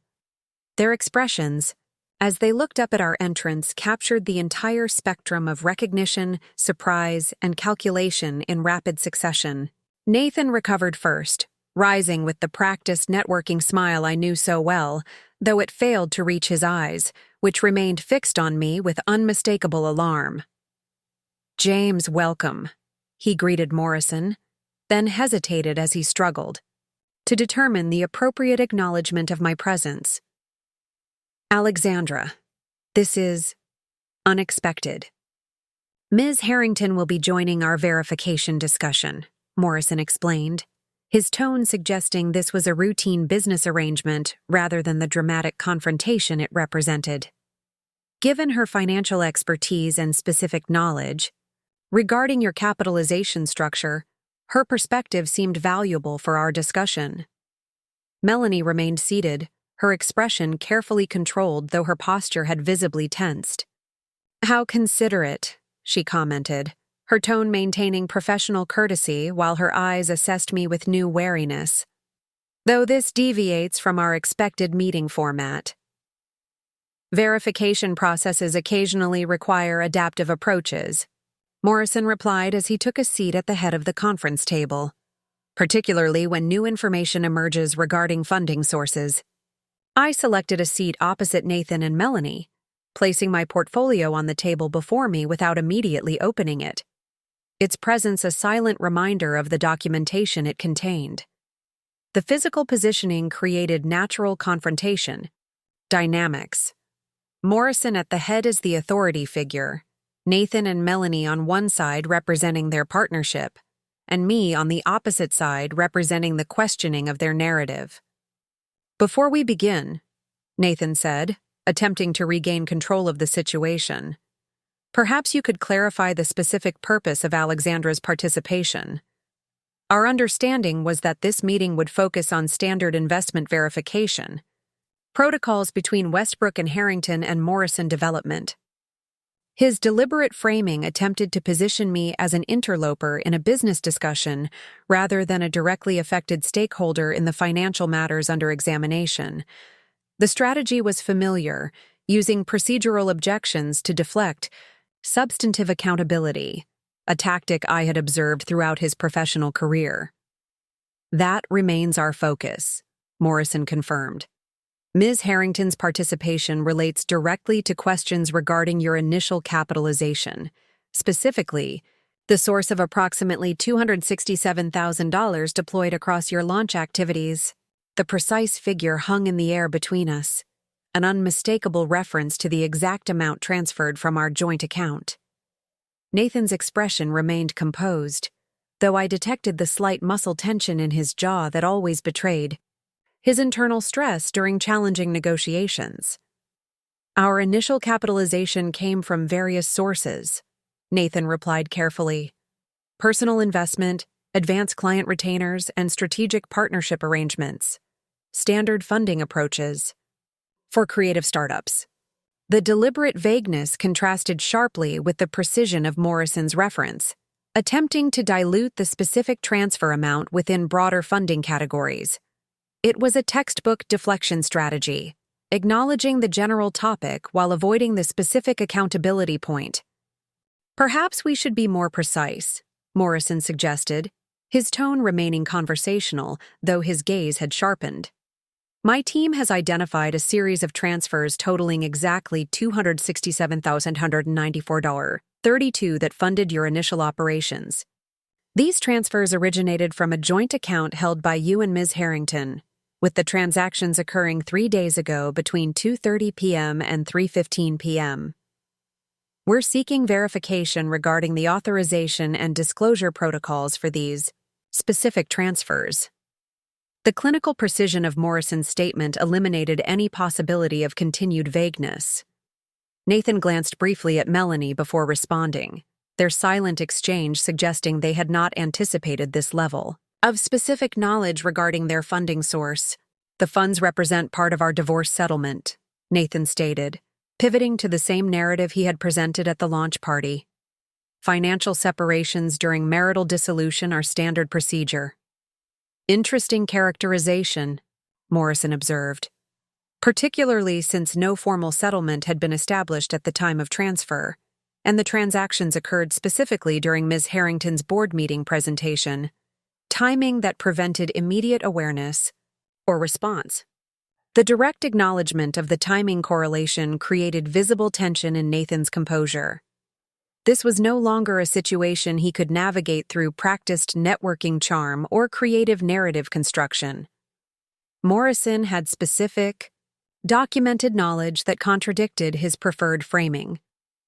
Timing convergences happen in business transitions, Nathan attempted, though his response sounded hollow even to my ears.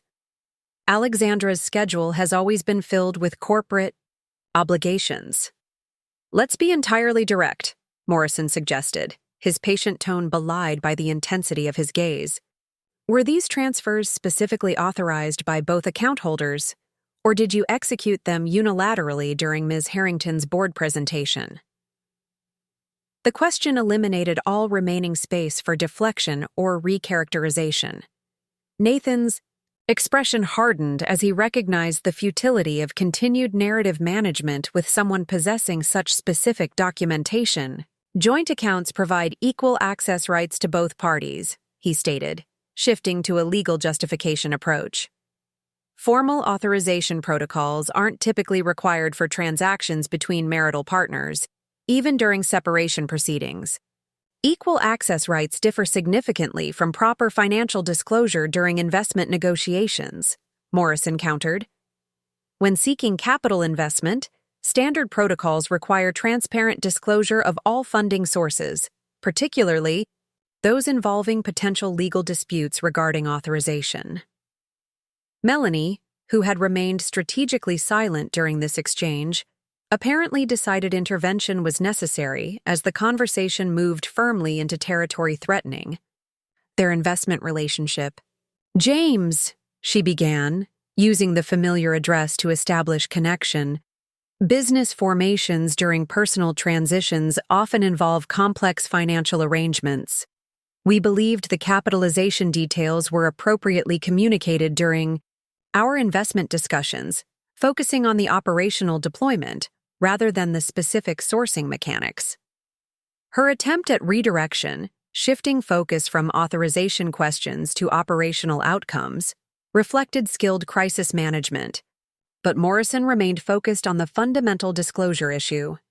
Transparent sourcing represents a foundational element of investment integrity, he replied. Operational excellence cannot compensate for capitalization irregularities, particularly when those irregularities involve disputed marital assets.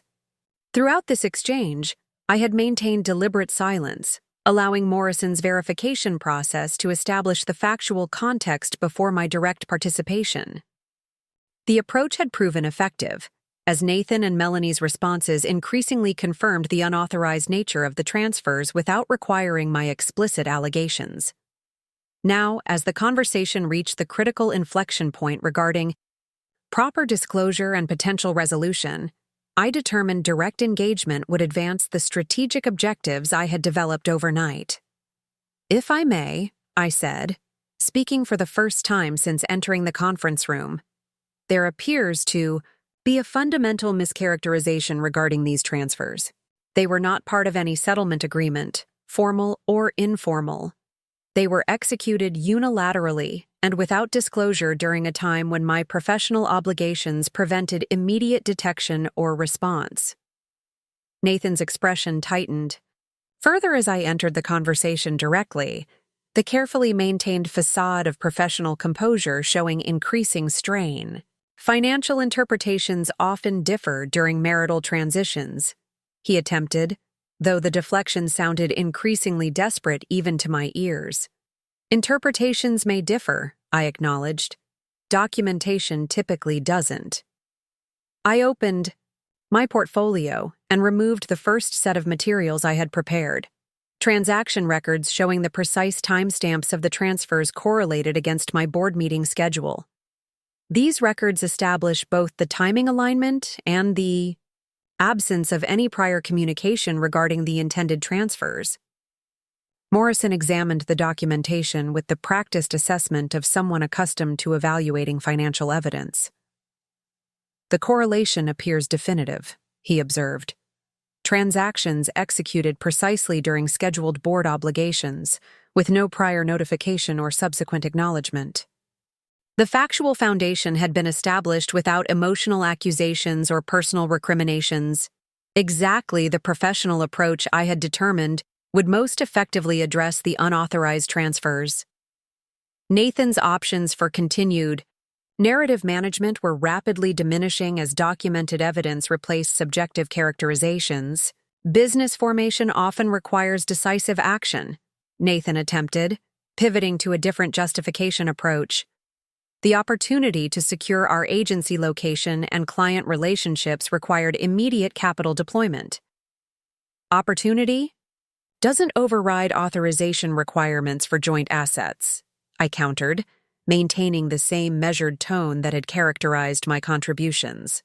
"Particularly when those assets represent 12 years of shared financial planning rather than individual resources." Melanie, perhaps recognizing the deteriorating position, attempted another intervention.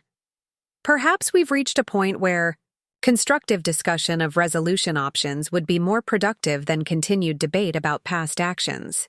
What specific outcome would address these concerns while allowing our client relationships to continue developing?" The pivot to resolution represented smart negotiation strategy, moving from increasingly indefensible positions to practical next steps. It also aligned with my own strategic objectives, focusing on accountability and recovery rather than punitive measures that might damage legitimate business prospects. "Resolution would require 3 essential elements," I stated, deliberately echoing the framework I had outlined to Morrison during our earlier conversation. "First, proper financial accounting and recovery regarding the unauthorized transfers. Second, appropriate disclosure to affected parties regarding the actual funding circumstances. Third, structured arrangements that allow legitimate business activities to continue without being compromised by the foundational financial impropriety." Nathan studied me with new wariness, perhaps recognizing that my approach reflected not emotional reaction, but strategic calculation, focusing on structural accountability rather than personal recrimination. "That framework seems reasonable. In principle," Morrison commented, creating external validation for the approach. though implementation specifics would require careful structuring to address both the unauthorized transfers and the ongoing business viability. The conversation had reached precisely the inflection point I had anticipated in my overnight strategic planning, moving from establishing factual accountability to constructing appropriate resolution mechanisms.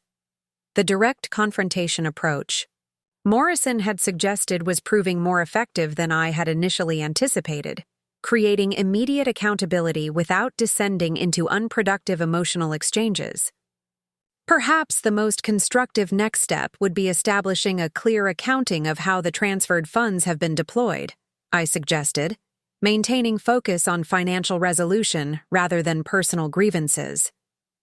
Understanding the current distribution across business activities would facilitate appropriate recovery mechanisms while minimizing disruption to legitimate operations. Nathan's expression shifted through a series of micro-adjustments as he processed my suggestion for a detailed accounting of the deployed funds. The initial defensive tension gave way to calculating assessment, followed by the measured neutrality he typically adopted during challenging negotiations.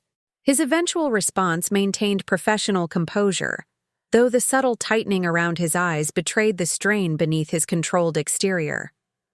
A comprehensive financial review seems premature without establishing appropriate parameters, he countered, his tone suggesting reasonable business caution rather than evasion. Operational deployment involves complex allocation across multiple business functions. Extracting specific tranches would require careful analysis of contractual obligations and operational dependencies. The response represented classic deflection strategy, acknowledging the general concept while introducing procedural complexities to delay concrete action. It was an approach I had observed throughout his career when faced with accountability situations, using operational intricacies to obscure straightforward financial questions. Parameters seem reasonably established by the documentation already presented, Morrison observed, his pragmatic business perspective cutting through the attempted complication. The funds in question have been clearly identified by amount, source, and transfer timing. The only remaining question involves their current distribution across business activities. Melanie, perhaps recognizing that Nathan's deflection approach was proving ineffective with Morrison's direct style, attempted a more constructive intervention. "We certainly understand the need for appropriate financial transparency," she offered, her tone suggesting reasonable accommodation rather than reluctant compliance.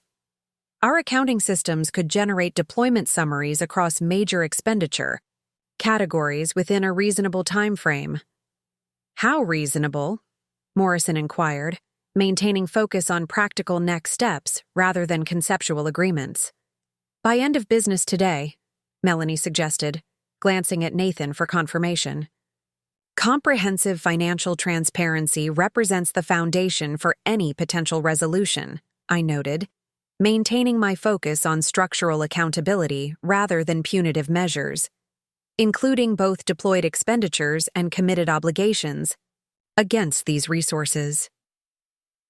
Nathan's expression suggested he recognized the strategic positioning underway, the progressive establishment of accountability mechanisms that would inevitably lead to financial recovery requirements.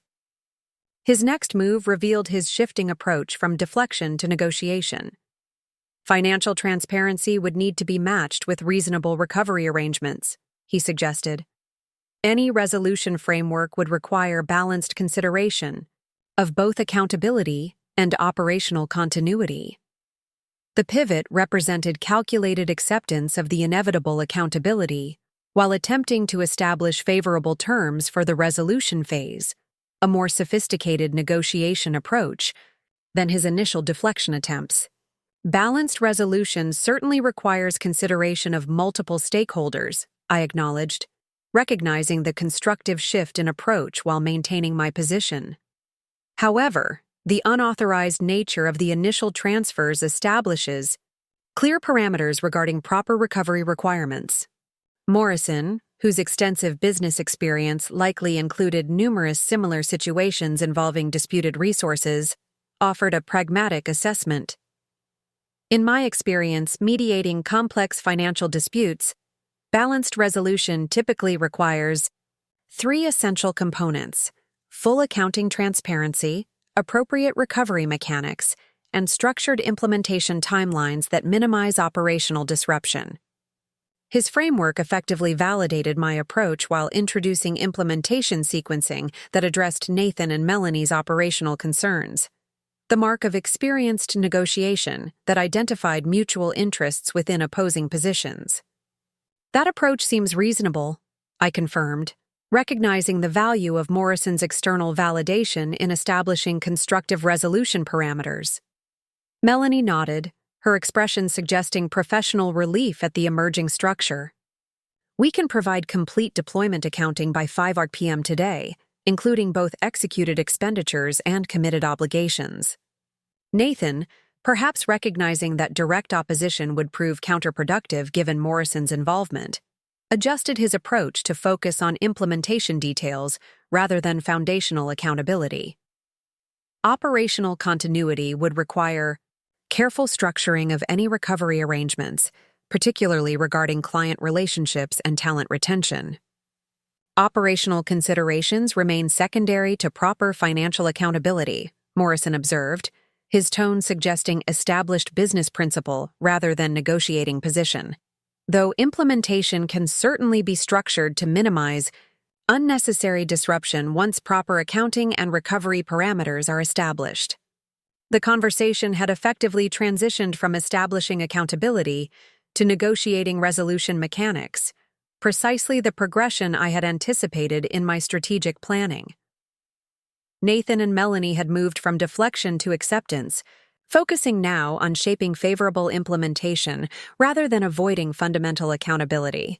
Beyond financial accounting, appropriate disclosure represents an essential component of proper resolution, I noted, introducing the second element of my resolution framework, particularly regarding representations made to investors, clients, and employees about the agency's capitalization structure.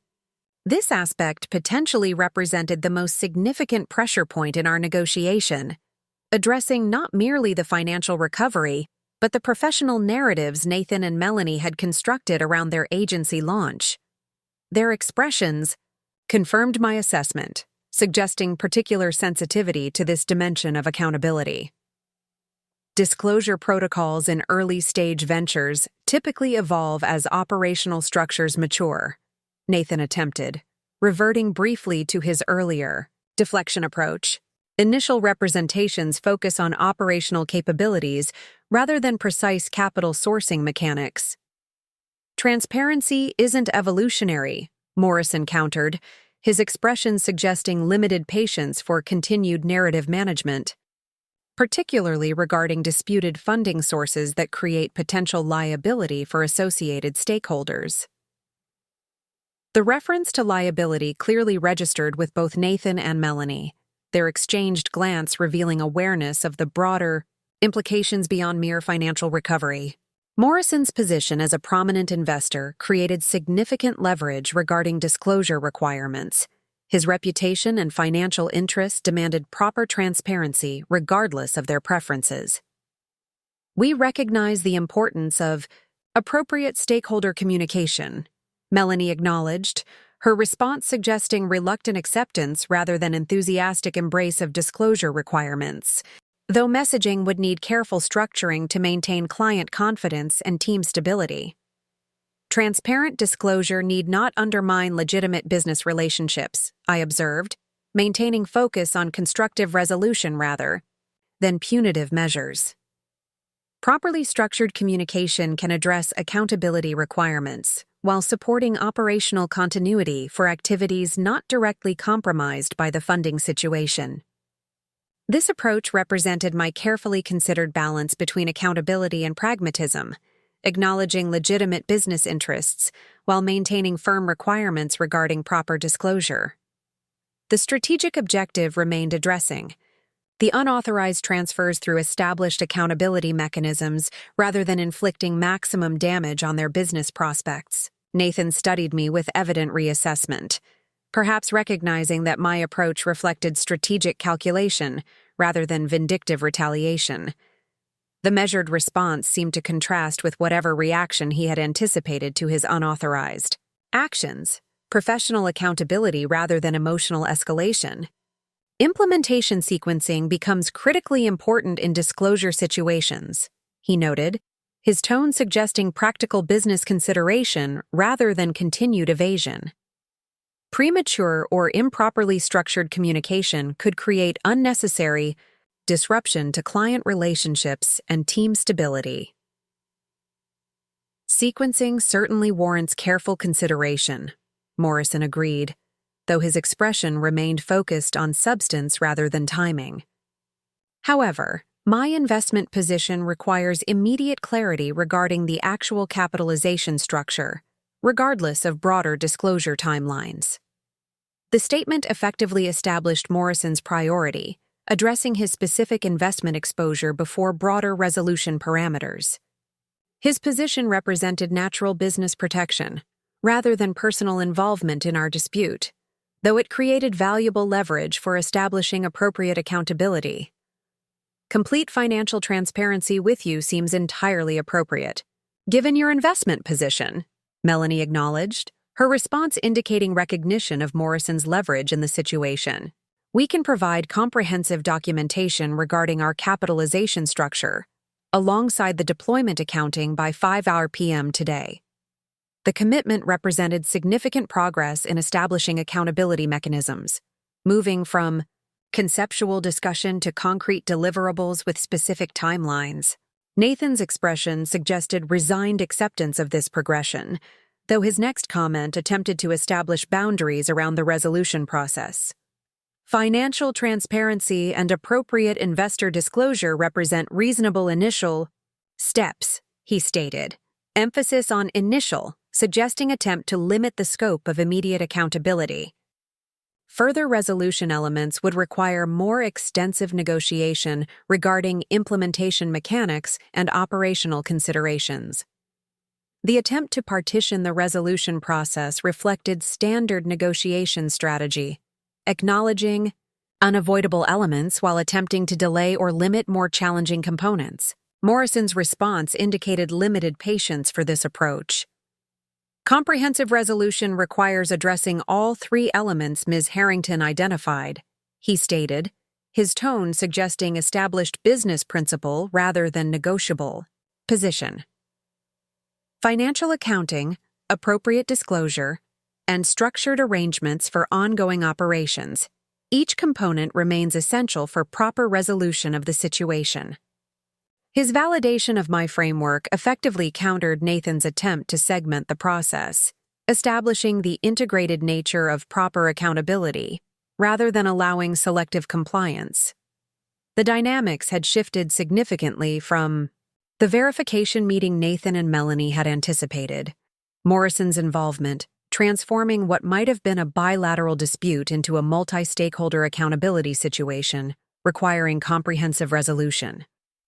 We certainly understand the interconnected nature of these elements, Melanie acknowledged, recognizing the futility of continued resistance to the established framework. Our focus remains constructive resolution that addresses accountability, requirements while supporting legitimate business continuity. The statement represented effective pivot to resolution positioning, accepting the inevitable accountability while attempting to shape implementation in ways that protected their core business interests.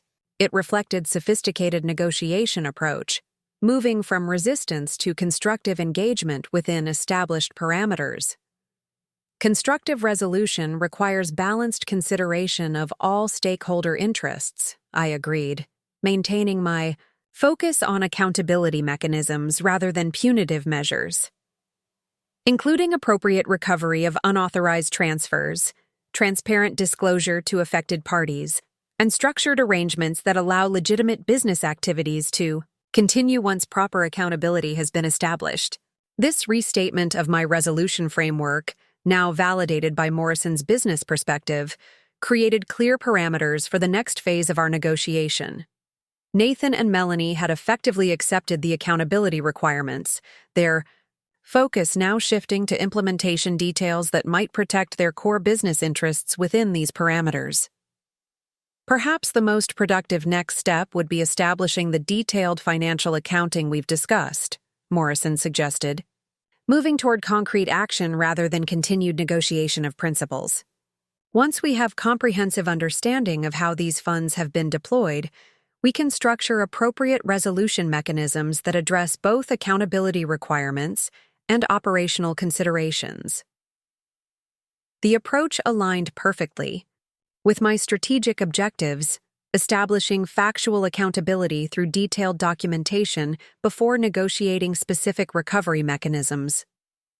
It prevented premature concessions while creating clear foundation for subsequent resolution discussions. We'll have complete deployment accounting and capitalization documentation delivered to both of you by 5 p.m. today, Melanie confirmed, her tone suggesting professional acceptance of these requirements despite the obvious tension in her posture. In the interim, Morrison continued, I'll need to place certain aspects of our investment relationship on temporary hold pending resolution of these transparency questions. Specifically, my planned announcement regarding strategic partnership between Morrison Development and Westbrook and Harrington Creative will be deferred until we've established proper accountability regarding your capitalization structure. This development represented significant business consequence beyond mere documentation requirements, affecting their market positioning and client acquisition capabilities rather than simply internal operations.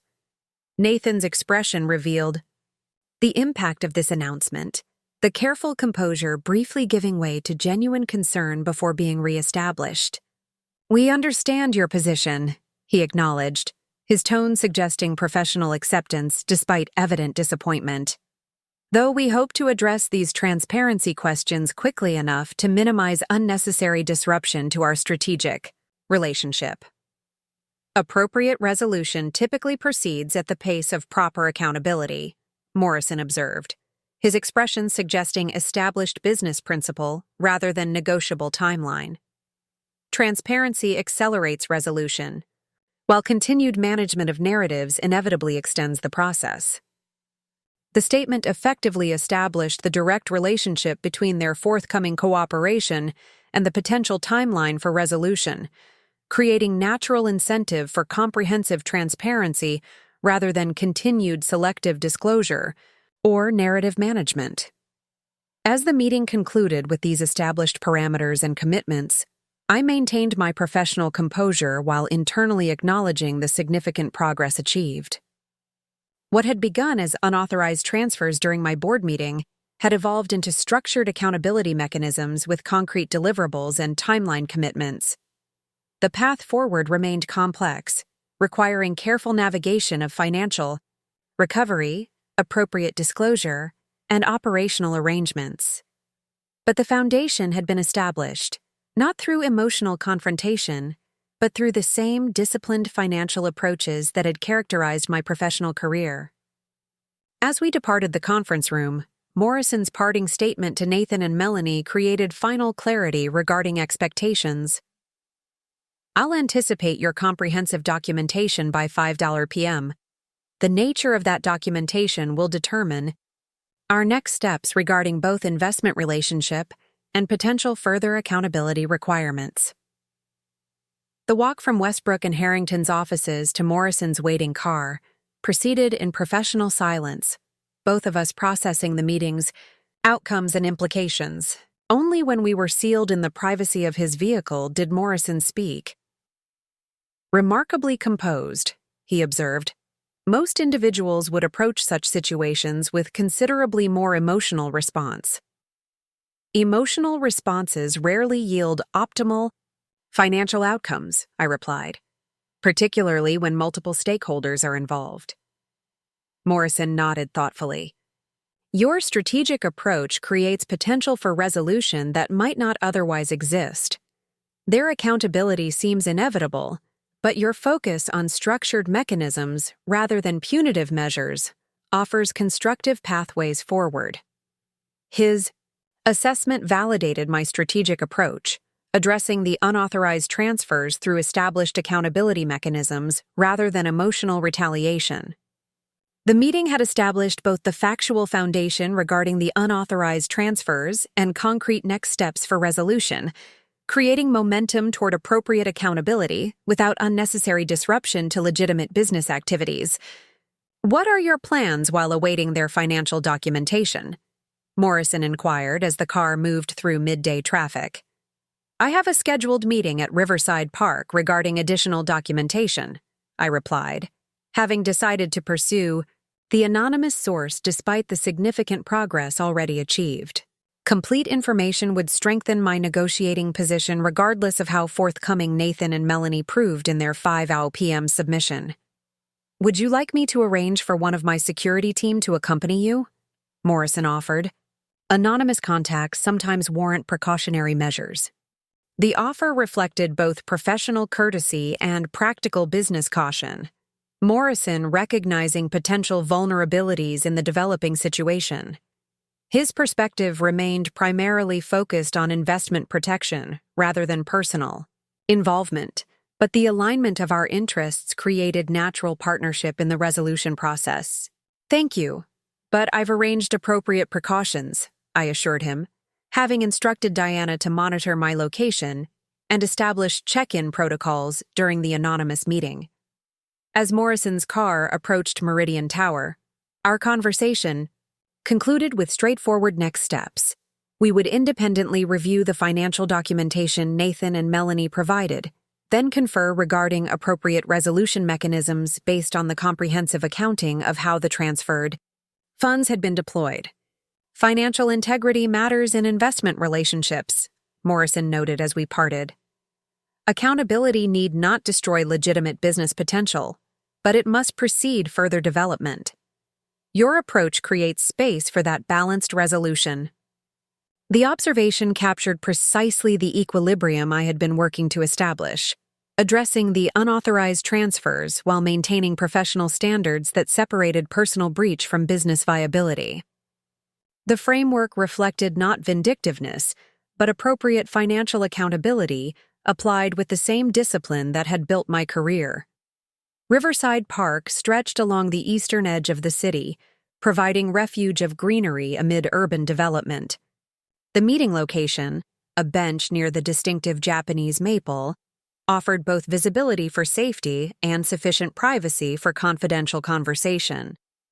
As I approached at precisely 9:15 a.m., I observed a solitary figure already seated there, a woman in her early 30s wearing business casual attire that suggested financial sector employment rather than creative agency background. "Ms. Harrington," she greeted me without rising. "Thank you for coming despite your eventful morning." The reference to my meeting with Nathan and Melanie confirmed my suspicion that this was someone with inside knowledge of the developing situation, not merely an observer, but potentially an active participant in the financial mechanisms surrounding the unauthorized transfers. "You appear to have information advantage regarding my schedule," I noted, taking a seat beside her while maintaining professional distance. "Perhaps introductions would establish appropriate context for our conversation." "Sarah Winters," she replied. "Senior Transactions Specialist at First Capital Bank, Private Client Division. Until yesterday, I handled account services for Melanie Westbrook." The introduction explained her access to the financial information she had referenced in her text messages, direct professional involvement in the banking operations that had facilitated the unauthorized transfers.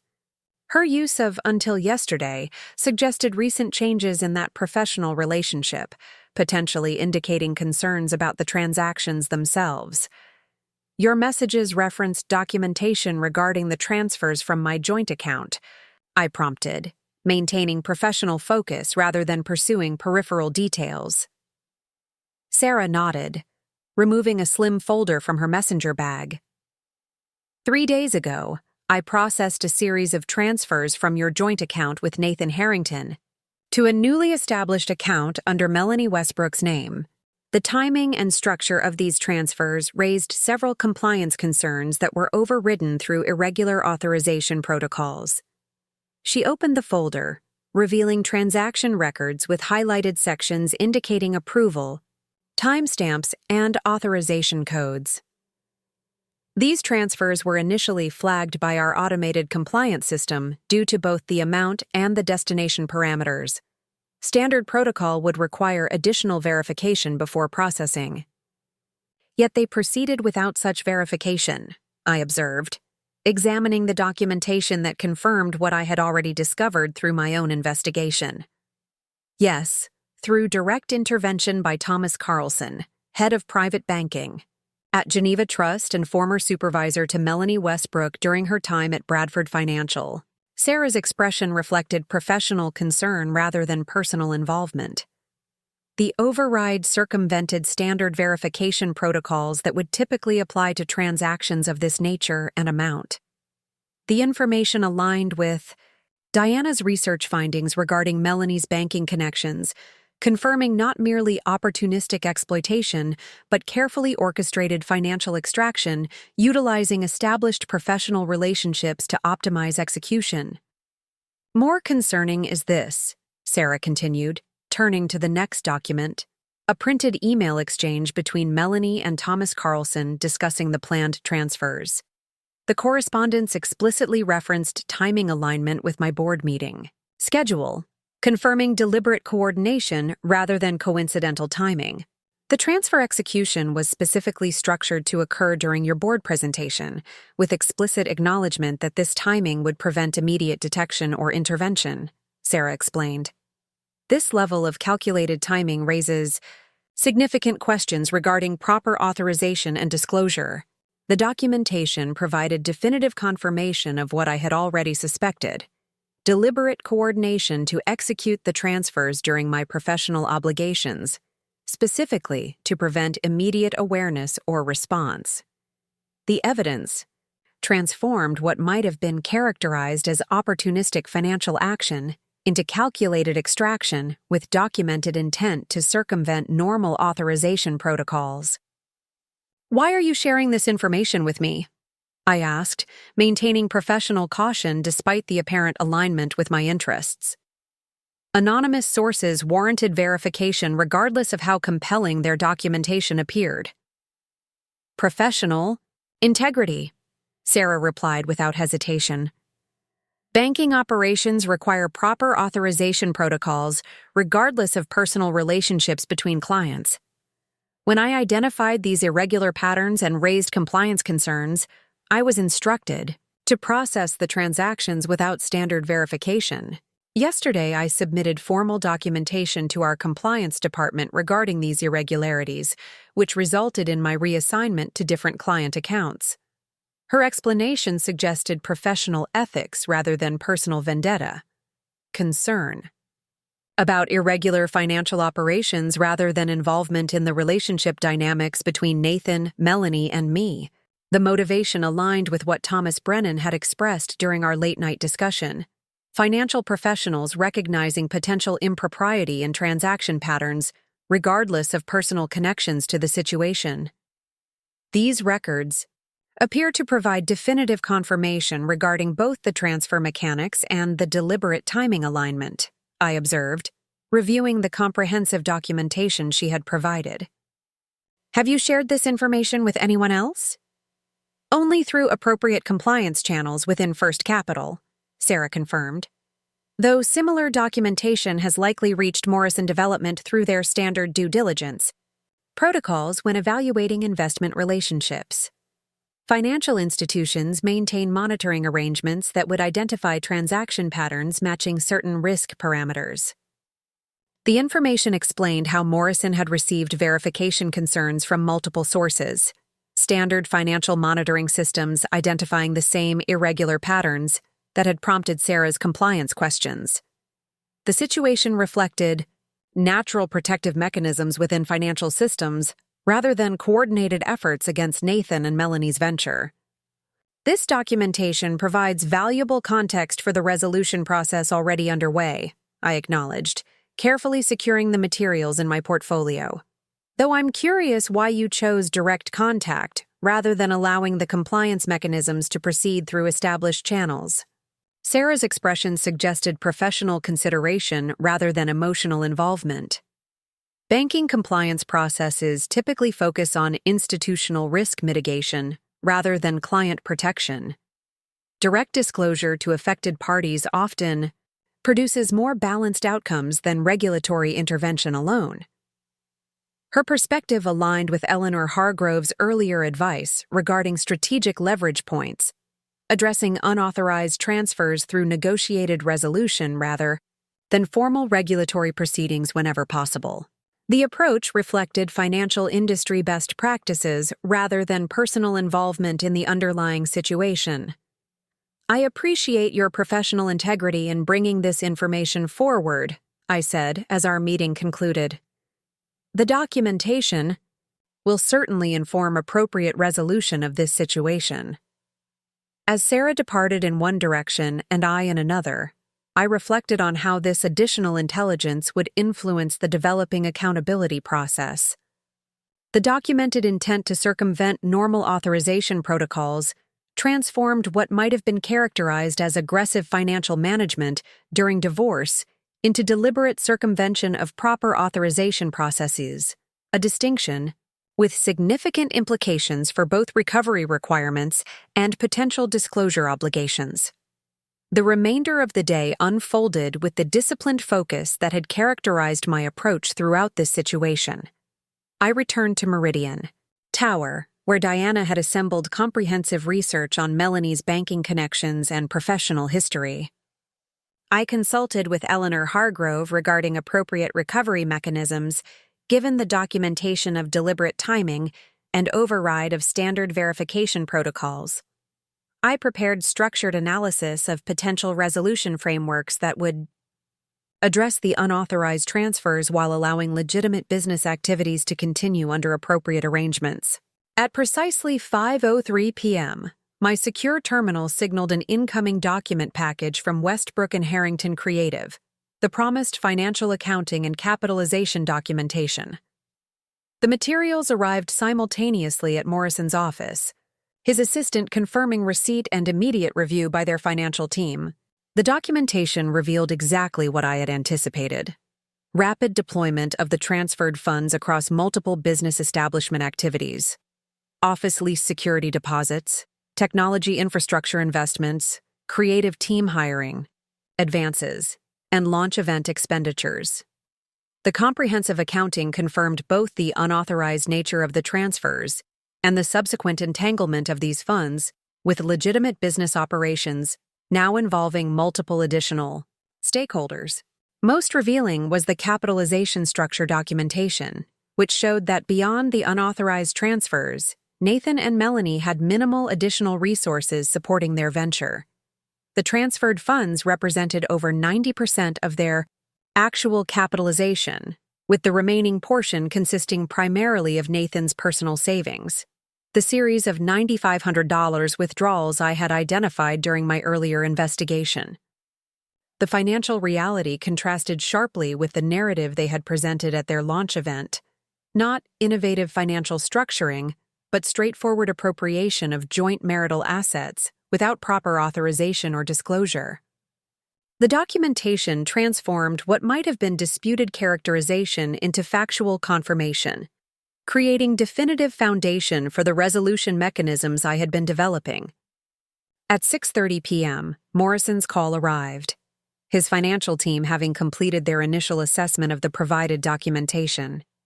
"The capitalization structure is considerably more problematic than initially indicated," he noted without preamble. "Their actual funding consists almost exclusively of the transferred amounts from your joint account, with minimal additional resources supporting their operational commitments." "The documentation aligns with my analysis," I confirmed, creating significant questions regarding both recovery requirements and ongoing operational viability. "Indeed," Morrison agreed. "Though the deployment patterns suggest potential for structured resolution that addresses accountability without unnecessarily dismantling legitimate business functions. Several key clients, including Pinnacle Developments, have established relationships that could potentially continue under appropriately restructured arrangements.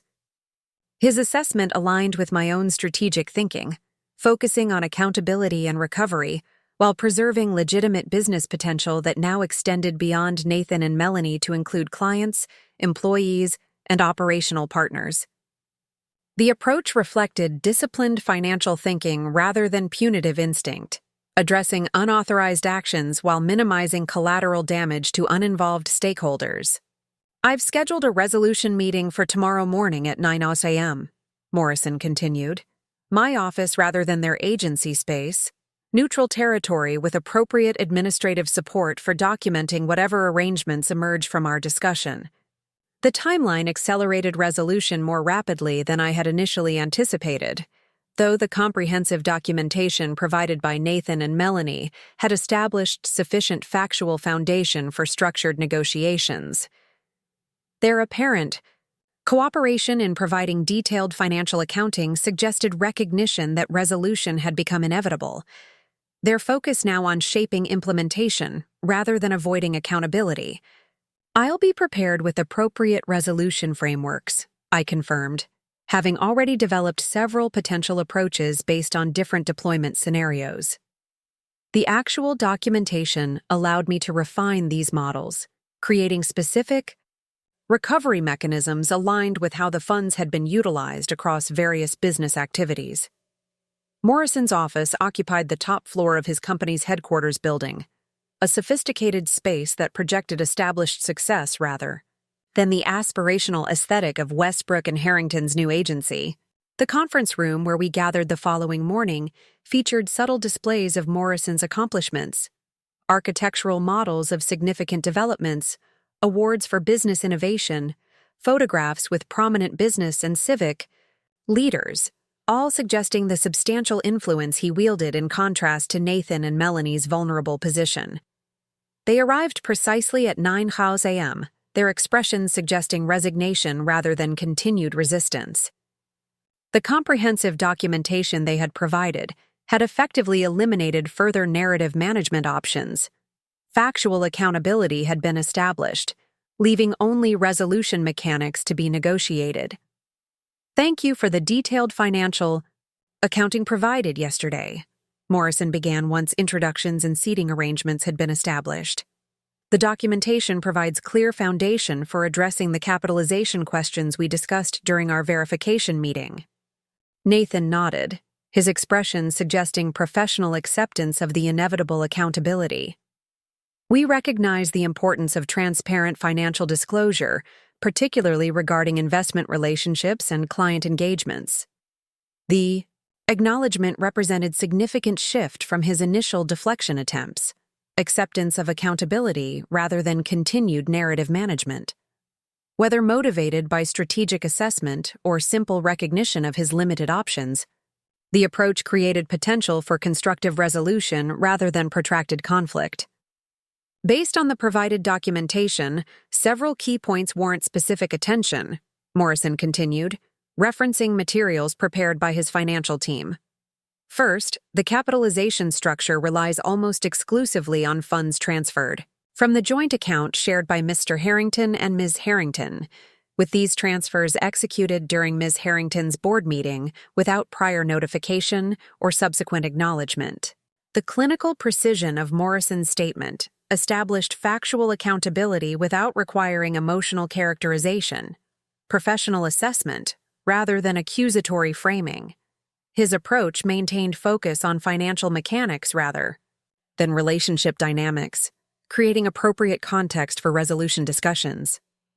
Second, these funds have been deployed across multiple business establishment activities, creating operational entanglements that extend beyond the original unauthorized transfers to include client relationships, employee commitments, and operational partnerships.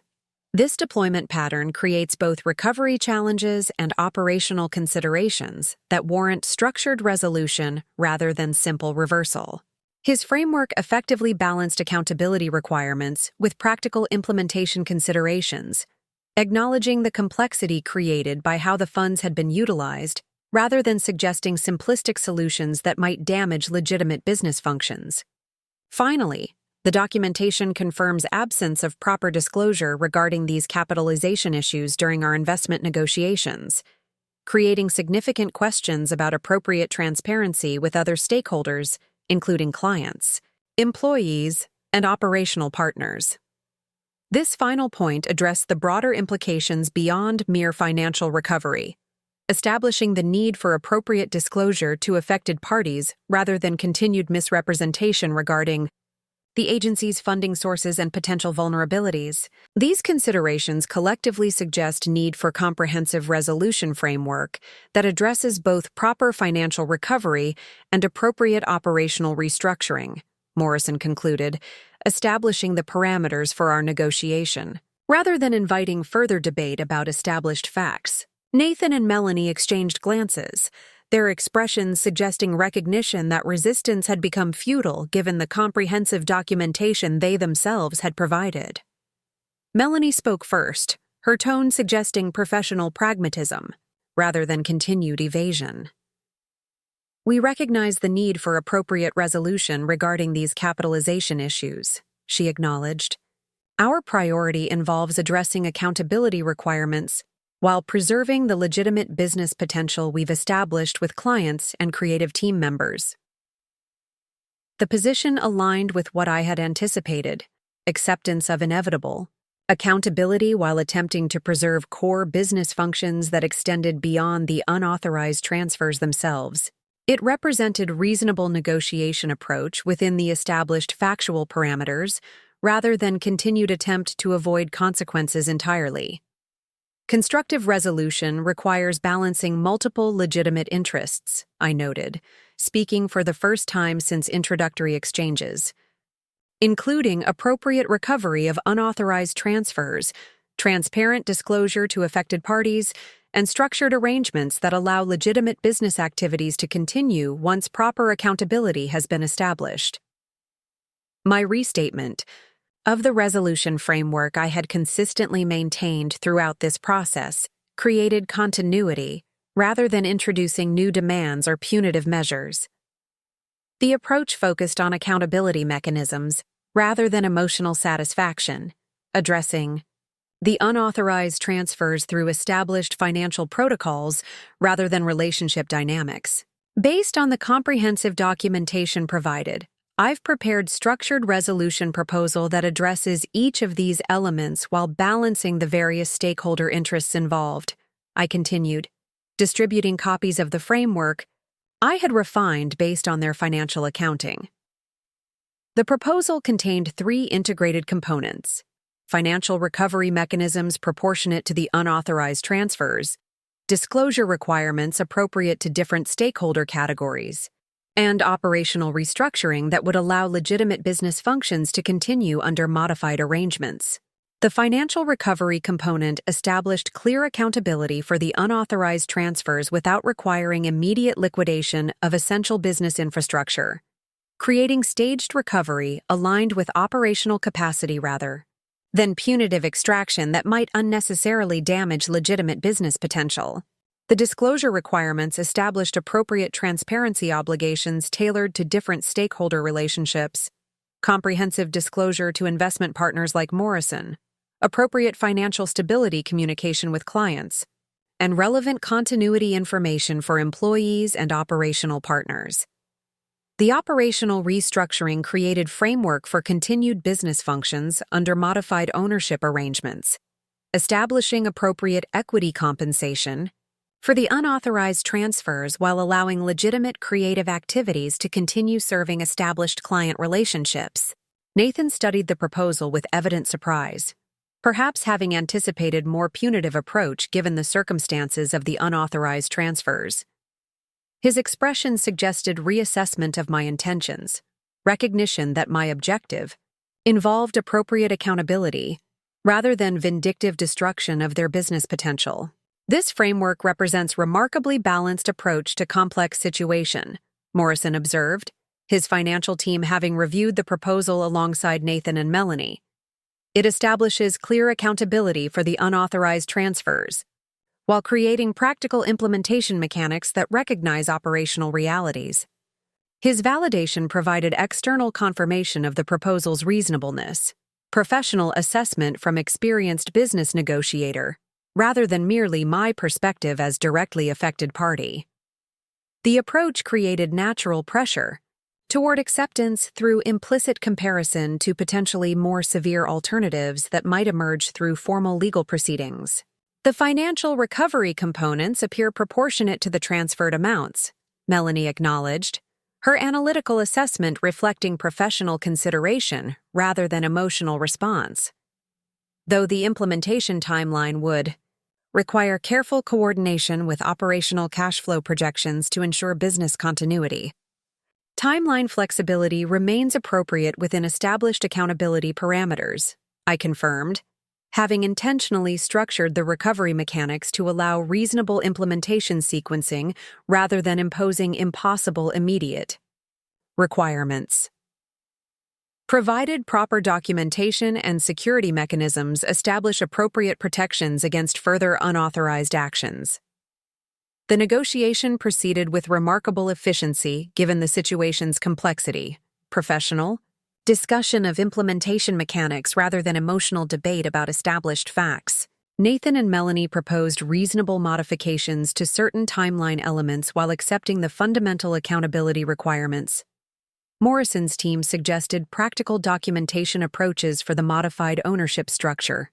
My contributions maintained focus on appropriate recovery mechanisms while allowing flexible implementation within established parameters. By early afternoon, we had established comprehensive resolution framework incorporating essential elements from my initial proposal with reasonable implementation refinements suggested during our negotiation. The modified arrangement established appropriate accountability for the unauthorized transfers while creating practical pathway for the agency's legitimate business functions to continue serving established client relationships under restructured ownership arrangements. The final framework included 3 integrated components, each addressing essential aspect of appropriate resolution. First, financial recovery mechanisms established proportionate accountability for the unauthorized transfers. Structured equity, conversion that transformed the funds from unauthorized extraction to documented investment with appropriate ownership implications. The arrangement created proper financial accounting without requiring immediate liquidation that might unnecessarily damage legitimate business operations. Second, disclosure protocols established appropriate transparency with affected stakeholders. Comprehensive documentation with Morrison regarding the modified investment structure. Appropriate financial stability communication with clients like Pinnacle Developments. And relevant continuity information for employees and operational partners. Third, operational restructuring created modified ownership arrangement that acknowledged my financial contribution through the unauthorized transfers, establishing appropriate equity position and oversight mechanisms while allowing the creative functions to continue serving established client relationships under professional management structure. The resolution represented balanced approach to complex situation, establishing clear accountability for the unauthorized transfers while creating practical implementation mechanics that recognized operational realities. It reflected professional, financial thinking rather than emotional reaction, addressing improper actions through established accountability mechanisms without unnecessarily damaging legitimate business potential that now extended beyond Nathan and Melanie to include clients, employees, and operational partners. As we concluded the formal documentation of these arrangements, Morrison offered observation that captured the essence of our resolution. Financial integrity requires appropriate accountability for unauthorized actions, but effective resolution balances that accountability with practical implementation that serves legitimate business interests. This framework accomplishes both objectives, establishing clear consequences for improper financial conduct while creating constructive pathway forward for the legitimate business functions that have been established. The assessment validated the disciplined approach I had maintained throughout this situation, addressing the unauthorized transfers through established accountability mechanisms rather than emotional retaliation. The resolution reflected not Vindictiveness but appropriate financial protocols applied with the same professionalism that had built my career. 3 months later, I sat across from Diana in my office, reviewing the quarterly performance reports from what was now officially called Westbrook and Harrington Creative Partners, the restructured agency operating under the modified ownership, arrangements established during our resolution negotiations. The partners addition to the name reflected both the equity restructuring and the more transparent operational model that had emerged from the accountability process. Client retention has remained stable despite the ownership transition, Diana noted, highlighting relevant sections of the performance analysis, particularly the Pinnacle Developments relationship, which has actually expanded under the new arrangement. The operational outcome validated the balanced resolution approach, maintaining legitimate business functions while establishing appropriate accountability for the unauthorized transfers. The modified ownership structure had transformed the funds from unauthorized extraction to documented investment with proper governance mechanisms and transparent financial reporting. Morrison's continued involvement appears to have stabilized their market position, I observed, noting his strategic guidance evident in their business development approach. Though his oversight requirements have certainly constrained Nathan and Melanie's autonomy compared to their original vision. Diana nodded, her professional assessment reflecting objective analysis rather than emotional satisfaction. The accountability mechanisms have created more disciplined operational structure than typically exists in creative startups. The reporting, requirements and governance protocols provide stability that benefits both client relationships and talent retention. The observation captured the constructive aspects of our resolution beyond mere financial recovery, establishing appropriate accountability mechanisms that actually improved operational stability rather than simply imposing punitive restrictions. The approach had transformed unauthorized transfers into structured investment with proper governance, addressing the improper actions while preserving legitimate business potential. And the financial performance? I inquired, turning to the quarterly revenue analysis that would determine the first scheduled distribution under our equity arrangement. Exceeding initial projections by approximately 12%, Diana confirmed. The structured accountability appears to have created more disciplined approach to business development and operational management than their original launch strategy anticipated. The financial results validated Morrison's assessment during our resolution negotiations that proper accountability could potentially strengthen business performance rather than merely imposing consequences for unauthorized actions. The disciplined structure established through our resolution had created operational stability that benefited all stakeholders rather than simply addressing the financial breach. As I signed the quarterly certification documents that maintained appropriate oversight without unnecessary operational interference, I reflected on the path that had led to this outcome. What had begun as devastating discovery during my board presentation had evolved through strategic resolution into structured arrangement that established appropriate accountability while preserving legitimate business potential.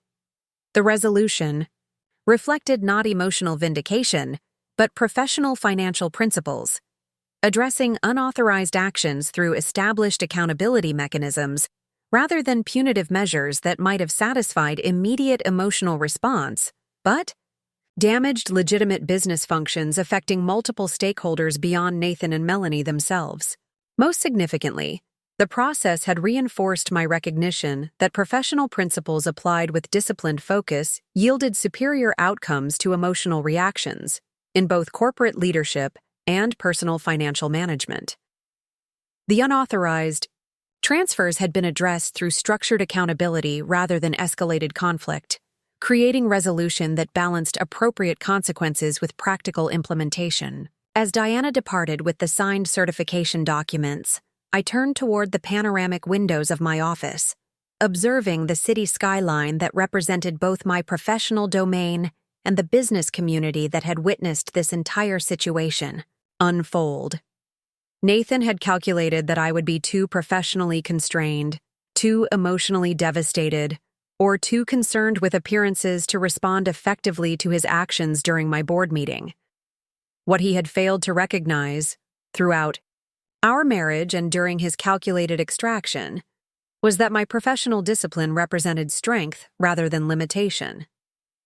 The same financial expertise that had built my career had ultimately established appropriate accountability for his unauthorized actions, creating resolution that reflected financial integrity rather than emotional retaliation. Not revenge, but accountability, delivered not through vindictive destruction, but through the same disciplined financial approaches that governed my professional decisions. The outcome represented not merely personal resolution, but professional validation, confirmation that principled financial practices applied consistently across both corporate leadership and personal financial management yielded superior results to emotional reactions or vindictive impulses. The quarterly distribution notice on my desk, the first financial return from the restructured ownership arrangement, represented tangible evidence of this principled approach. What Nathan had attempted to take through unauthorized extraction during my board meeting had been transformed through disciplined resolution into properly structured investment with appropriate governance and transparent reporting. Not the outcome he had anticipated when transferring our savings during my board presentation, but precisely the accountability that financial integrity required, delivered through professional principles rather than emotional reaction.